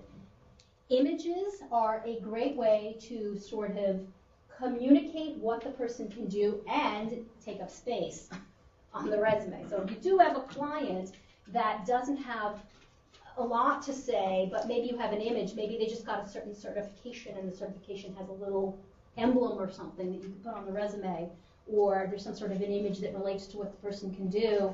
You're creating something that's visually more engaging, you're building out the space, and you're also communicating the person's brand. Graphs and charts, I'm not saying you have to be a wizard with all of these things, but picture can tell 1,000 words, and sometimes having a visual element, like a little chart, a before and after chart, can actually be quite compelling and could even potentially deflect from other deficiencies that the person might have as a candidate. So kind of going back to that concept of the website, and people like pictures. If you read any information about blog posts and Facebook, posts that have pictures get read 3 times more frequently or something than ones that don't. So sometimes just having that visual element differentiates your candidate and makes them maybe want to take a second look. Text boxes, borders, those are all additional strategies. I'm not here to say you got to get fancy, but things to look at. If you pick up your packet that has the sample resumes, if you go to page 12, Deborah Allen. I didn't have a lot to say to Deborah. She was not that easy to get information out of, but I was able to really build out her skills list in a very keyword-driven way I used a little image that was relevant to what she's doing. You'll see her experience section, not that much, not tons of information. It is a little bit generic, but it's the full page. It lays out nicely on the page. And it's easy to understand. I think it's easier to understand what she does. All right, we have the headline at the top. I mean, I could have designed it and it could have probably fallen on 12 lines, but I don't want to do that, right? I want to create something that's visually more appealing. If you look at the resume on the next page, Marta Price, this is somebody who was a certified nursing assistant. So we use the visual, the emblem of her certification. And you see this strategy where the resume is kind of cut in half. So there's not a ton of content here, but I used space in a way that it laid out on the page. And on one side, we kind of have the categories, which maybe you usually see going this way. We have it going vertically. And we really built out things like the competencies, etc. And the goal here, we're hoping that the person gets picked up because it's very easy to understand what they can do. And, because they've got this certification. So I would encourage you to just think a little, like when you get that client, you're like, I don't know, there's not that much to say. Think about design, because design can actually help when you're dealing with somebody who doesn't have a lot of experience. Okay. We can go on to the next slide, which is slide 30. Just want to talk really quickly about cover letters. We were having a conversation over here about cover letters before the session started. And cover letters are a funny thing because if you ask people, if they read cover letters, half the people will say yes and half the people will say no. But you never know which half your client's going to get. So you need one, right? And the funny thing is even the people who never read them, when they're not there, they sometimes say, well, where's the cover letter?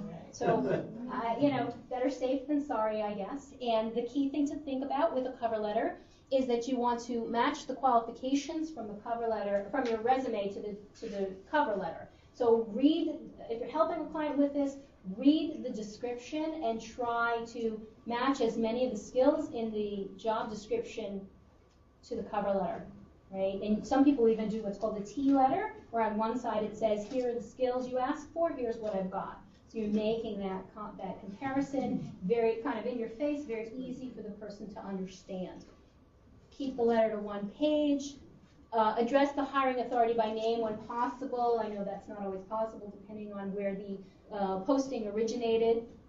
Make sure they reference the position they're applying for. Many of them will have a reference number, and it might have been off of a job board. And have them remember to sign their name. People sometimes forget to do that. So, again, the cover letter may not be the focal point of what you're doing, but you may be instructing people on cover letters. And the key is really to match them as closely as possible. Unfortunately, a lot of job specs are horrific. They don't say very much, so it can sometimes be challenging, but as best as you can, try to pull out the information they're saying they're looking for and make that the focus. Next slide. Okay, we are going to stop here. We are going to talk about the special circumstances, but before we do that, we promised exercises, which means everybody's going to get up and we're going to do like 50 jumping jacks.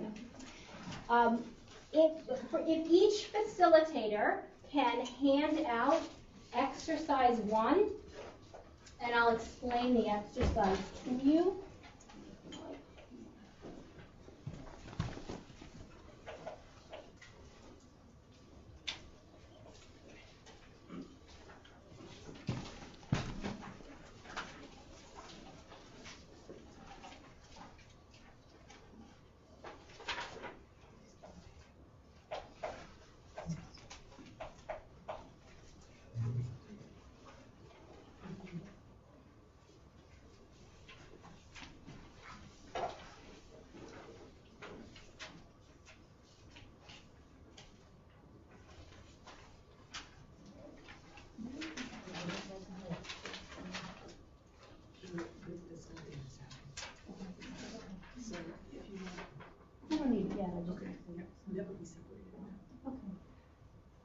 I'll just give everybody a moment to get seated.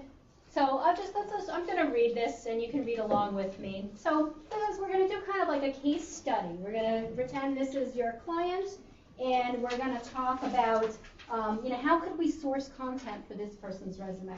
So here's his background. Richard worked as a part-time at a car wash between 1999 and 2002, where he washed and waxed cars and maintained the car wash equipment. Between 2003 and 2006, he was a dishwasher at a local hotel. During his time there, he never missed a day of work. From 2006 to 2011, he was incarcerated. During his time in a correctional facility, he maintained the grounds by shoveling snow, mowing lawns, and doing odd jobs, including painting and minor repair work. Richard is involved in his local church, and he's the father of 2 children under the age of 10. He graduated from high school in 1998 and completed 1 semester at a local community college. So what I'm going to ask you to do is, depending on how your room is set up, either work with a partner, so you can do it in twos, you can kind of look at the person next to you, and that'll be your partner, but I'll have everyone pair up, or if you're in groups at tables and it makes more sense to do it in a small group, that's fine, whatever the facilitators feel is most conducive. But I want you to talk about Richard and think about, what could you do to source content for his resume? And try to list at least 5 questions. Here are some things for you to consider. What do you think are Richard's most viable options for employment? What transferable skills does Richard have, and how would you showcase them on a resume? What technical skills does Richard have that would make him a fit for an employer? How could a testimonial be used on Richard's resume? What could you do to prove that he's trustworthy? What activities could you encourage Richard to do to make him a more desirable candidate? And cite 3 positive employment aspects from Richard's background that you could focus on in the resume. Now, I understand this is a little bit contrived, right, because we haven't met Richard, but try to sort of create an image of Richard. I give you a little bit of poetic license in terms of what you want to ask, etc. But this is just to generate some conversation about how you might want to ask questions differently next time, and if you had a client such as Richard. We're going to say about 6 minutes for this, and I don't even know how to read this kind of clock anymore. Okay, so it's 11:40, and so let's say at about 11:45, 11:46, we'll regroup. And your facilitators will be in the rooms to help and kind of keep you on track until we regroup. We're going to be muting this end because we're taping this, so you don't have to hear us. But I will come on a minute before we're ready to go again.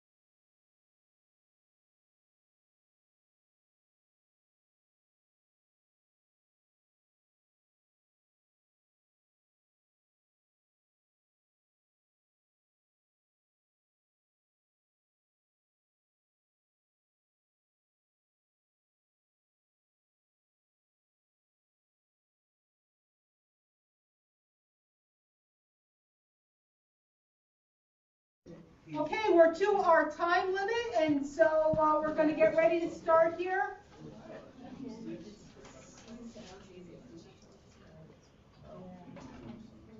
So I would love to go around to each of the offices, and maybe if the facilitator can just pick one person who'd like to just say one takeaway from the exercise, one recommendation for Richard, one thing you pulled out from his background. So we'll go in reverse order to who we called on last time, which means Rocklands would go first. Anyone want to give me a high-level takeaway from what their recommendations are for Richard?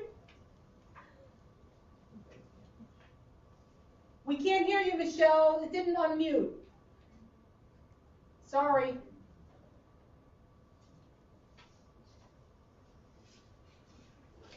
No, we can't hear you.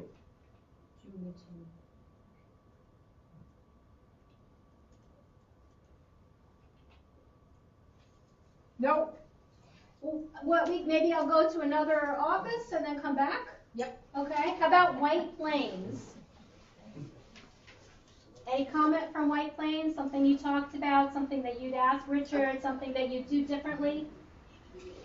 Okay, we had exercise 1, and this gentleman actually was similar to a client I had from reentry, and he basically, the first question was what are his most viable options for the employment, and he said groundskeeper, janitorial, food service, car detailing. There's an awful lot of background noise. Going to ask the participants to please be respectful, and so we can hear the site comment. Yeah. Thank you.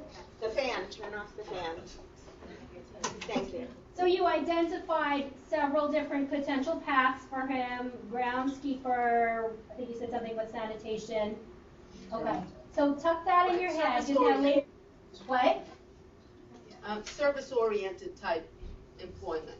Service-oriented employment. Okay, so tuck that in the back of your head because later on we're gonna be positioning him. Good. Thank you. What about Bronx? The quiet Bronx from before. What? Hello.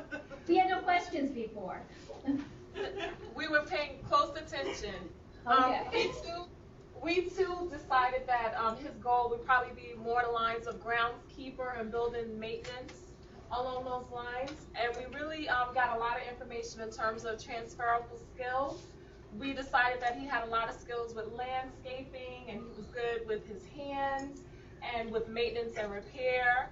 And just moving on, we really wanted to highlight on some of his education. What kind of classes did he take? Was he going for a particular degree? And we really wanted to focus on having him have a reference or a testimonial from his pastor, since he's involved in the church, and maybe even past employment from references, seeing that he had perfect attendance, and he seemed to have a really good background with past employers. So we wanted to kind of highlight on some of those things. And we did have some suggestions in terms of what he could do to make himself more marketable, as possibly getting bonded or maybe certificates of good conduct or relief or a letter. We wasn't sure if he maybe had any type of work restrictions for parole or probation, so we kind of wanted to inquire about that as well. Okay, that's great. They really explored a lot. They're going to explore his education further, different certifications, the testimonial, loving it. Great. Wonderful. Thank you. Okay, you can put yourself. You got this. You're missing it, but somebody's posing over there because they're bad. Okay, thank you. And Bronx, if you can mute your phone, and we'll move on to Brooklyn. Hi, Michelle is going to answer this.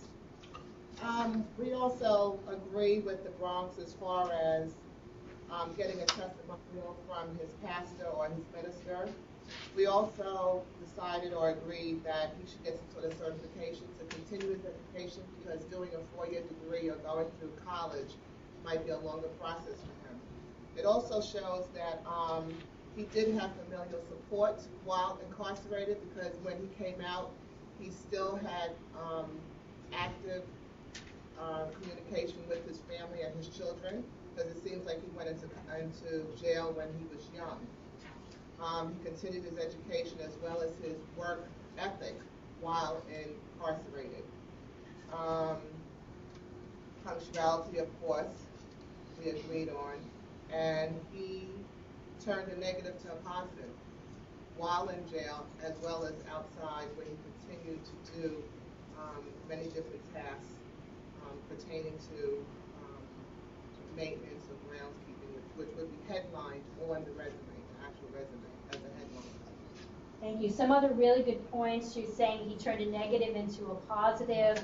He stayed in, it sounds like he has a good support system. That's good information for you to have when you're working with clients. So thank you very much. Rockland, do you want to try again? Yeah. Okay. We wanted him to list what he was doing at the church or explore what kind of work he did there, like landscaping and things, and if he could volunteer there for Meals on Wheels or something like that to write. We felt he should include the experience he had while incarcerated as relevant work experience, and he should go into detail kind of, did he do prep work for painting and what other technical transferable skills he could apply. Great. So looking at the skills, seeing what's transferable, leveraging the fact that maybe he could do that in a volunteer environment to kind of improve the quality of his resume, have more information there.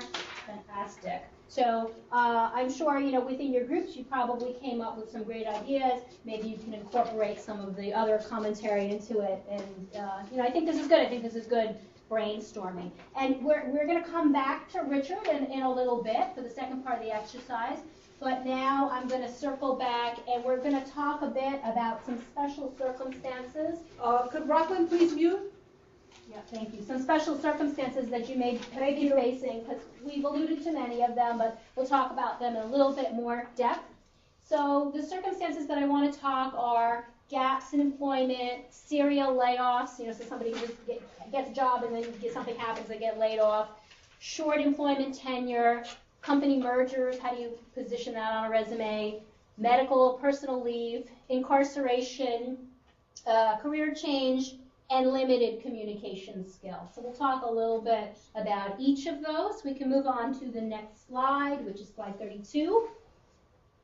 So if you have clients that do have gaps in employment, one way to try to sort of balance that is to see if there's any pro bono work, any volunteer work that they've done during that time, or can you encourage them to do that type of work. And it doesn't even have to be that formal. If you have let's say there's somebody you're working with and they were a computer technician and now they're sort of helping friends and family and setting up their networks and things like that, you could position that type of experience, something that they've done in the interim, to help close the gap. I loved the suggestion about what could Richard do at the church to sort of help add experience. Try to probe to see if there are things that your clients could be doing as well. If there's any education that the client was part of during the gap, that's another way to account for the time. Really what you want to be able to do is show, wherever possible, that there's some activity that your clients are working to, it's a means to an end, that they are working on things that are going to make them more employable.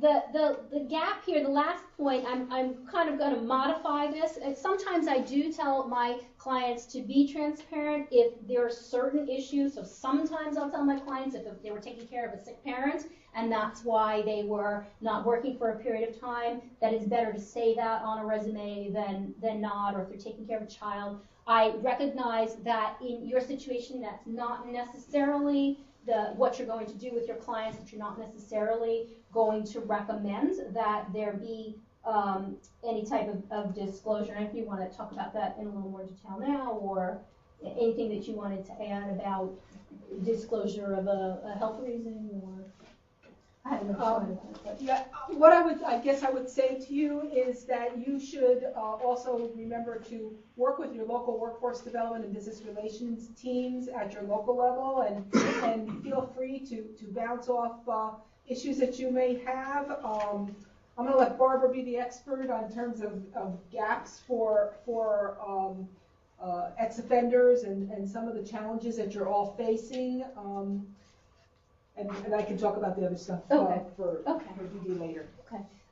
So we can move on to the next slide. A couple strategies with serial layoffs. If the person's in a situation where there have been layoffs and it's through no fault of the person, if they were because of closings and things like that, it's really better to write just a little blurb that says plant closed, company relocated. Because if you don't, the employer will make their own determination. It might be incorrect and it might be biased against your client. So wherever you can explain, you're actually better off explaining on the resume. A lot of people say, I'll do it in my cover letter, but then I say, what if you get the 50% who don't read the cover letter?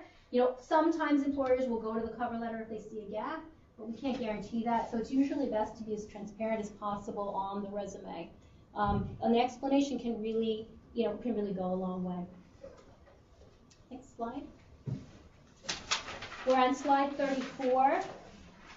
What about short employment tenure? Sometimes a client, maybe they couldn't get a regular job, so they did some temp assignments, and then all of a sudden their resume is really, really long because they're writing out all of these temp assignments. What you might want to do is group similar assignments together. So if you have a client who did a series of office work type of assignments over a 3-year period, just sort of create a headline that says temporary work and pull out some of the major achievements. So you might say, as a receptionist did X, Y, and Z, as a clerical worker did A, B, and C. So you group similar things alike, and the other reason why it's good is because when that person scans the resume quickly and they see the dates and everything looks like it's a few months or less than a year, it looks like they're hopping around, where the reality is was temp positions. And while we'd like to assume they read the resume long enough to figure it out, we don't know. So it's really much better if you're doing a scan to see, between 2000 and 2003, the person did these types of assignments.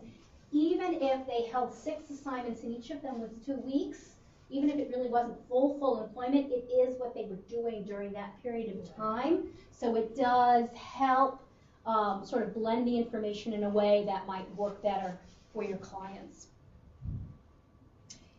The clients with short employment experiences are the ones where you might want to use the hybrid resume that we alluded to before, where you have the functional skills but then a shorter chronology, because at least that way you can focus more on skills than on anything else. We can go to the next slide, which is 35. I don't know if you have a lot of clients in this situation, but I know a lot of my clients are in situations where they work for one company, the company was bought again. All of these things happen. They never left. I have people who they started in Chemical Bank in 1979, and now whatever it is. They were there for 20 years, but then they have a resume that makes it look like they moved all these different times. They didn't move. The company changed. So if you do ever have that situation, my recommendation is you position the company with its current title, or the company with a slash and the other company names, and the full dates of employment from the day they started at that Chemical Bank until now, to show their longevity. And then underneath that, show each position, the company it was called at the time, with their dates of employment right next to it. So you offset the dates. So the person who scans quickly doesn't see a job hopper. They see somebody who had a lot of loyalty to a company, and the company actually changed. Without that, sometimes, again, an employer might paint the wrong picture of your client. So you can certainly also in the description explain, this company was bought by that company, etc. Next slide. Okay, medical and personal leaves. This is what we were talking about before. I think that obviously this has to be done on a case-by-case basis. You need to review the client's rights. I know that this is a very challenging area to figure out the balance between what you're going to disclose and looking at gaps. So if you're not going to disclose something, the best that you can do is figure out the best way to position the content so that you're focusing more on the skills and what the person can achieve with those skills. So I think something like this has to be taken on a case-by-case basis. There may be some situations where it makes sense, and there will be many where it doesn't. So that's where you're going to use your judgment as a professional to really help the person. Next slide. Slide 37. Here's another issue that you may be facing. This is Richard's situation, our sample. Incarceration. What can you do if one of your clients has been incarcerated to show value on the resume? Describing the work roles that they did during incarceration, any examples of accomplishments. That's what a lot of you were actually doing very, very well when you were doing the exercise. Also taking a look at when the person was incarcerated. If it was a while back and they've had some continuous streams of employment since then it may not be part of that resume. I understand, on an application it's different what they need to disclose, but resume is a marketing tool. It's not a legal document as an application is. So you may have some situations where the person has that background. Maybe they still had a bit of shaky work history but haven't been incarcerated in a long time. You may actually be able to drop it off of not have it on the resume. And the next situation, career change. I know that for some of your clients, they're retraining for something. We alluded to this before. You really want a resume that focuses on the skill transparency. What they did in their previous career doesn't necessarily have as much relevance. So these are situations where you might want to have the skills list or the education list high up on the resume. This is a good opportunity to use testimonials also because it gives you the advantage of sort of that third party. If you can have one of the teachers from the school making a recommendation, that can certainly go a long, long way. So again, just kind of going back to the point of support, which I think is very important for your client groups. There's no reason why you can't have that support on the resume as well.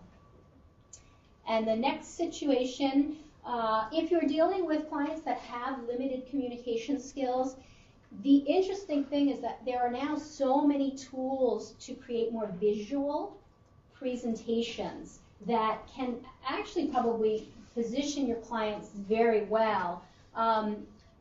Things like visual resumes and web portfolios and PowerPoint presentations are kind of, all in vogue now. And if you have a client who maybe has some difficulty communicating on paper or communicating to you, maybe you create some sort of an alternative, more visual type of portfolio.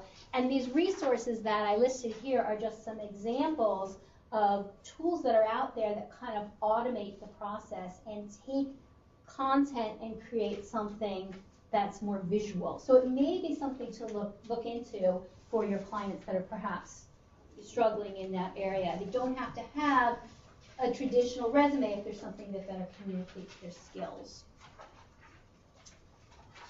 And we have a next slide. Yeah. In terms of the limited communication, there was that question before from Brooklyn related to working with individuals who are developmentally disabled, and I just want to remind you that person-centered planning, when you're doing that kind of work, you always know who the family support or the significant other is, and that's where if the individual is unable to give you that information, you should be going to that individual to download and get and understand transferability of skill or highlight where that person really excels if they have the inability to communicate that clearly for you. Just also, if you want to just take a really quick look again at your packet of resumes, the one that has Maria Marcus at the top of the packet, her resume is a good example of using testimonials or endorsements because she, a lot of what she did was customer focused, and she had a lot of good testimonials, and we sort of created a whole column of them. In some cases you might just have one, but for her, it was a column, and this actually originally, this resume had some color in it, and so the first thing you had to look at were the testimonials, kind of that concept of disruption. You had to look there was sort of no alternative, and that's the way we wanted it to be. So again, for somebody who has to balance some other issue, this is another strategy. There are other resumes here, there are testimonials, maybe one is written. But hopefully these will sort of give you an idea of different ways to position things. And as I said to somebody I was talking to before, you're welcome to beg, borrow, and steal whatever you want. If this helps you, if a format helps you, take it, use it. If you want to change it, because it might make your lives easier and faster if you kind of get what you want and you plug information in. So happy to let you do that. I want to be clear though, we're not looking for boilerplate resumes. We're looking for, stuff that's carved towards the individual. Yeah, absolutely. But if there's a style that works in a certain circumstance, or this will probably sort of maybe get your creative juices going, and say, I got to do better than that, and change it, then that's even better. So I want to go back to Richard, and what I'm distributing to you now, if I'm going to distribute this was Richard's original resume. Okay, site facilitators, you should have the resume there to share with was separated out from your packets. Yep, sorry, the before sample. If you can distribute the before sample of Richard's resume, and then if you can distribute exercise 2.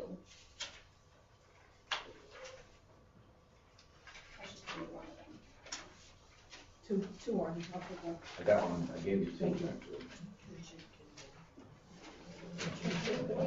So now we kind of have a bit of a visual to go with Richard as a candidate. We know we've already had our conversations about Richard, and now we're going to think about a few things that we might do with Richard that have a little bit more to do kind of with the design of the resume.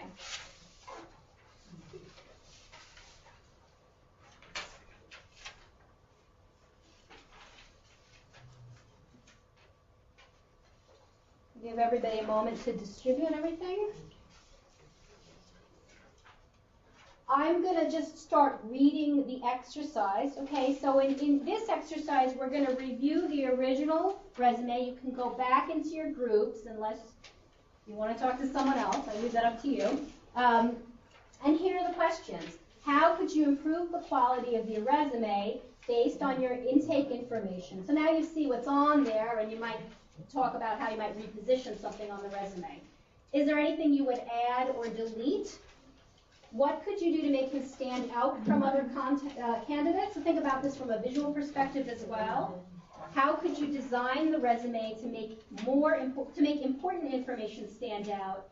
And how could you design the resume to minimize a negative reaction to his past?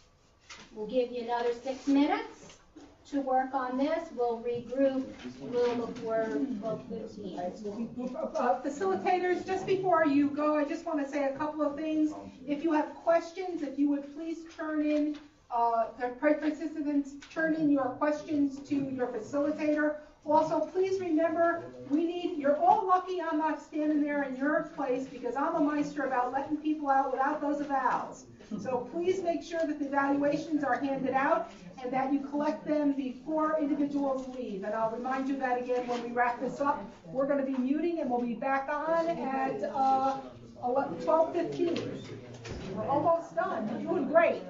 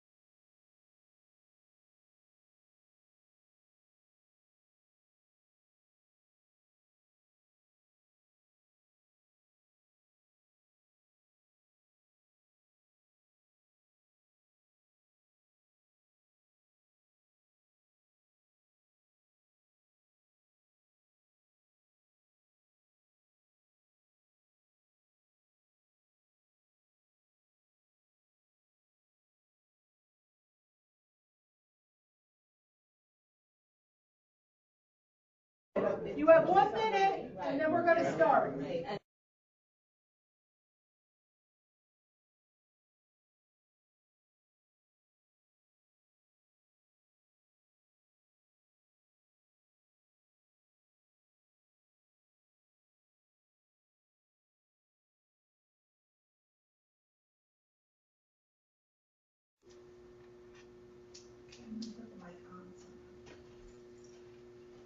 Okay, we're getting started.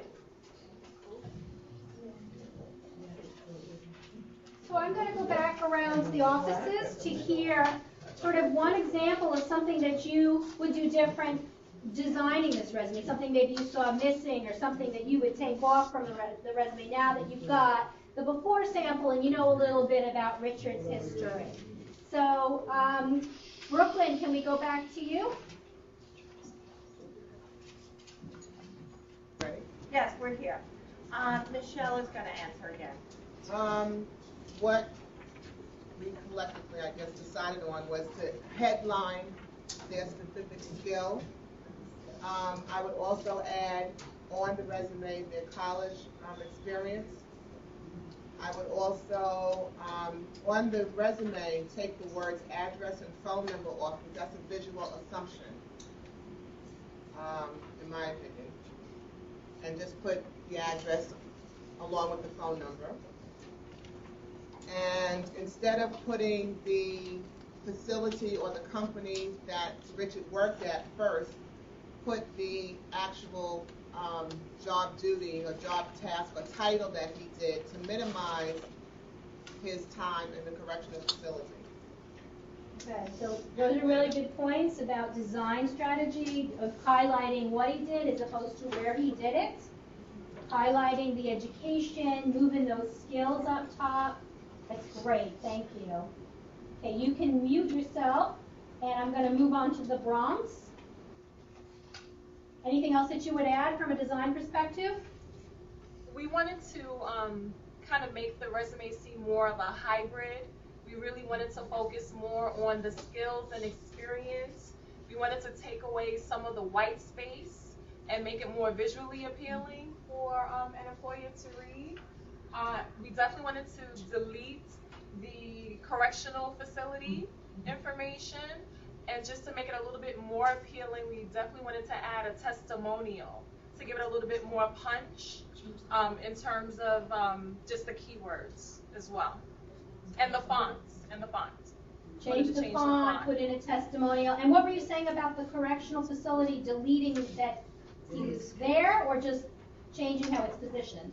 We wanted to actually delete the facility and really just kind of group the skill sets around that time, but not necessarily highlight the, we wasn't too sure if in the interview him being able to communicate about being, incarcerated. So we really just wanted to highlight the skills more than anything else. But more skills focused. Okay. Yeah. Thank you. How about, you can mute yourself, thank you. And White Plains?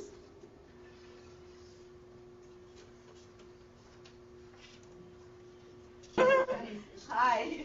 I just want to identify that Tia Torch spoke earlier, and now we have Jennifer Rataco from Careers. Hi. We said pretty much what the first group said. We would improve the quality of the resume. We would change the format, adding maybe a profile on top, highlighting his diverse experience. We would delete his high school and just incorporate the college. We said we would try and make it a little bit more bold to make certain things stand out, and also fill the page a little bit better. Add a profile on top, put the skills on the bottom. So adding the profile? Adding sorry, the go ahead. profile. Well, where the skills are in. Okay, adding the profile, expanding the skills, since he has some college, focusing on that rather than high school. Great. Okay, thank you. You can mute your phone. And Rockland? We thought that we would rearrange the resume and move the employment to the top and put the education a little bit further down. We liked the Chan resume, and we thought we might incorporate and model it more after that, where it's to decrease the chronology and highlight the skills. We also thought we'd bold some anchor words to be able to highlight some of the skills. Okay, so using anchor words, bold keywords, excellent. Okay, so I guess what you figured out is more than one way to skin a cat. It's not like it's not that there's a right way and a wrong way, but these are all excellent. I mean, you're actually, considering you don't really know, he's not real to you, Richard. You really come up with a lot of great ideas. Imagine if you actually had a person in front of you. Hopefully, it would be a little easier. What I'm going to have the facilitators pass out now is a before version of Richard's resume. I'm not here to say this is the only way to do it. It's the way I did it, and it gives you sort of some examples of a lot of the things you guys have already been talking about, but kind of give you another perspective on, the before and after of Richard. So I'll give the facilitators a moment to pass out the actual of Richard. And what I wanted to mention is, in our group, somebody brought up that if you contact Social Security, they can give a person their full career history with the dates. So for the person who had the question about someone who couldn't remember their chronology, it sounds like that might solve the problem.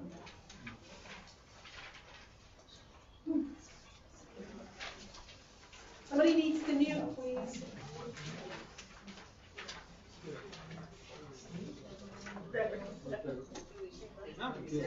Wendy, you need to mute. Thank you. So if you take a look at Richard's after sample, I think I did a lot of the same things. Excuse me, somebody needs to mute. Who just coughed? No. That's the site that needs to mute. Thank you.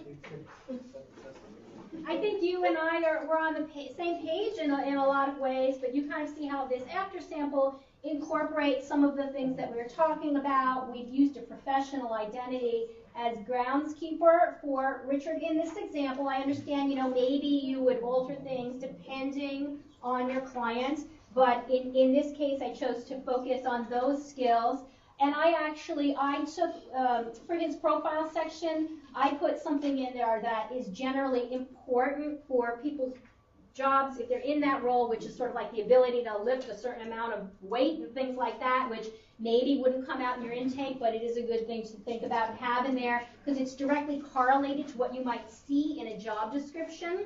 You'll see the skills section underneath, and I took a little bit of liberty during my interview with Richard. I asked him what type of equipment he used and actually included that type of equipment in the skills section, so that might work for some of your clients as well. I did choose to be totally transparent, and I did put in the correctional facility because I think there's a lot of value in the experience he gained there, and I didn't want that much of a gap in the resume, but as you notice from a design perspective, that's not what's in bold. Where he worked, is not what's in bold. It's the roles that he had, and what we're hoping to do is potentially displace some of the bias. Because again, remember, people read resumes very quickly. They may not necessarily catch that. They may think he worked there as, not that he was an inmate. So, things to consider. Maybe you notice at the top, there is the testimonial. So this testimonial really gets to that this person's reliable, but he's not just saying he's reliable. It's in the form of somebody else saying it. It's offset a bit with the italics, etc. What I did with him, all that sort of additional information I gave you about, his kids and this and that, I turned it into that, he's a youth basketball coach. That's what happened during my intake, my fictitious intake. But when you have that information, sometimes it will help you probe for additional information. But, he's doing things in his community, and really what are we trying to show with somebody in this situation? That they are integrating back into the community and that they are a responsible citizen. So, for somebody in this situation, the community section might actually work quite well. So, this is just another way. I think a lot of you are using the strategies, but hopefully I've given you some additional information or some alternatives or some additional styles. It's hard to stay fresh sometimes, so sometimes just seeing additional formats can help. And you guys are amazing, so thanks.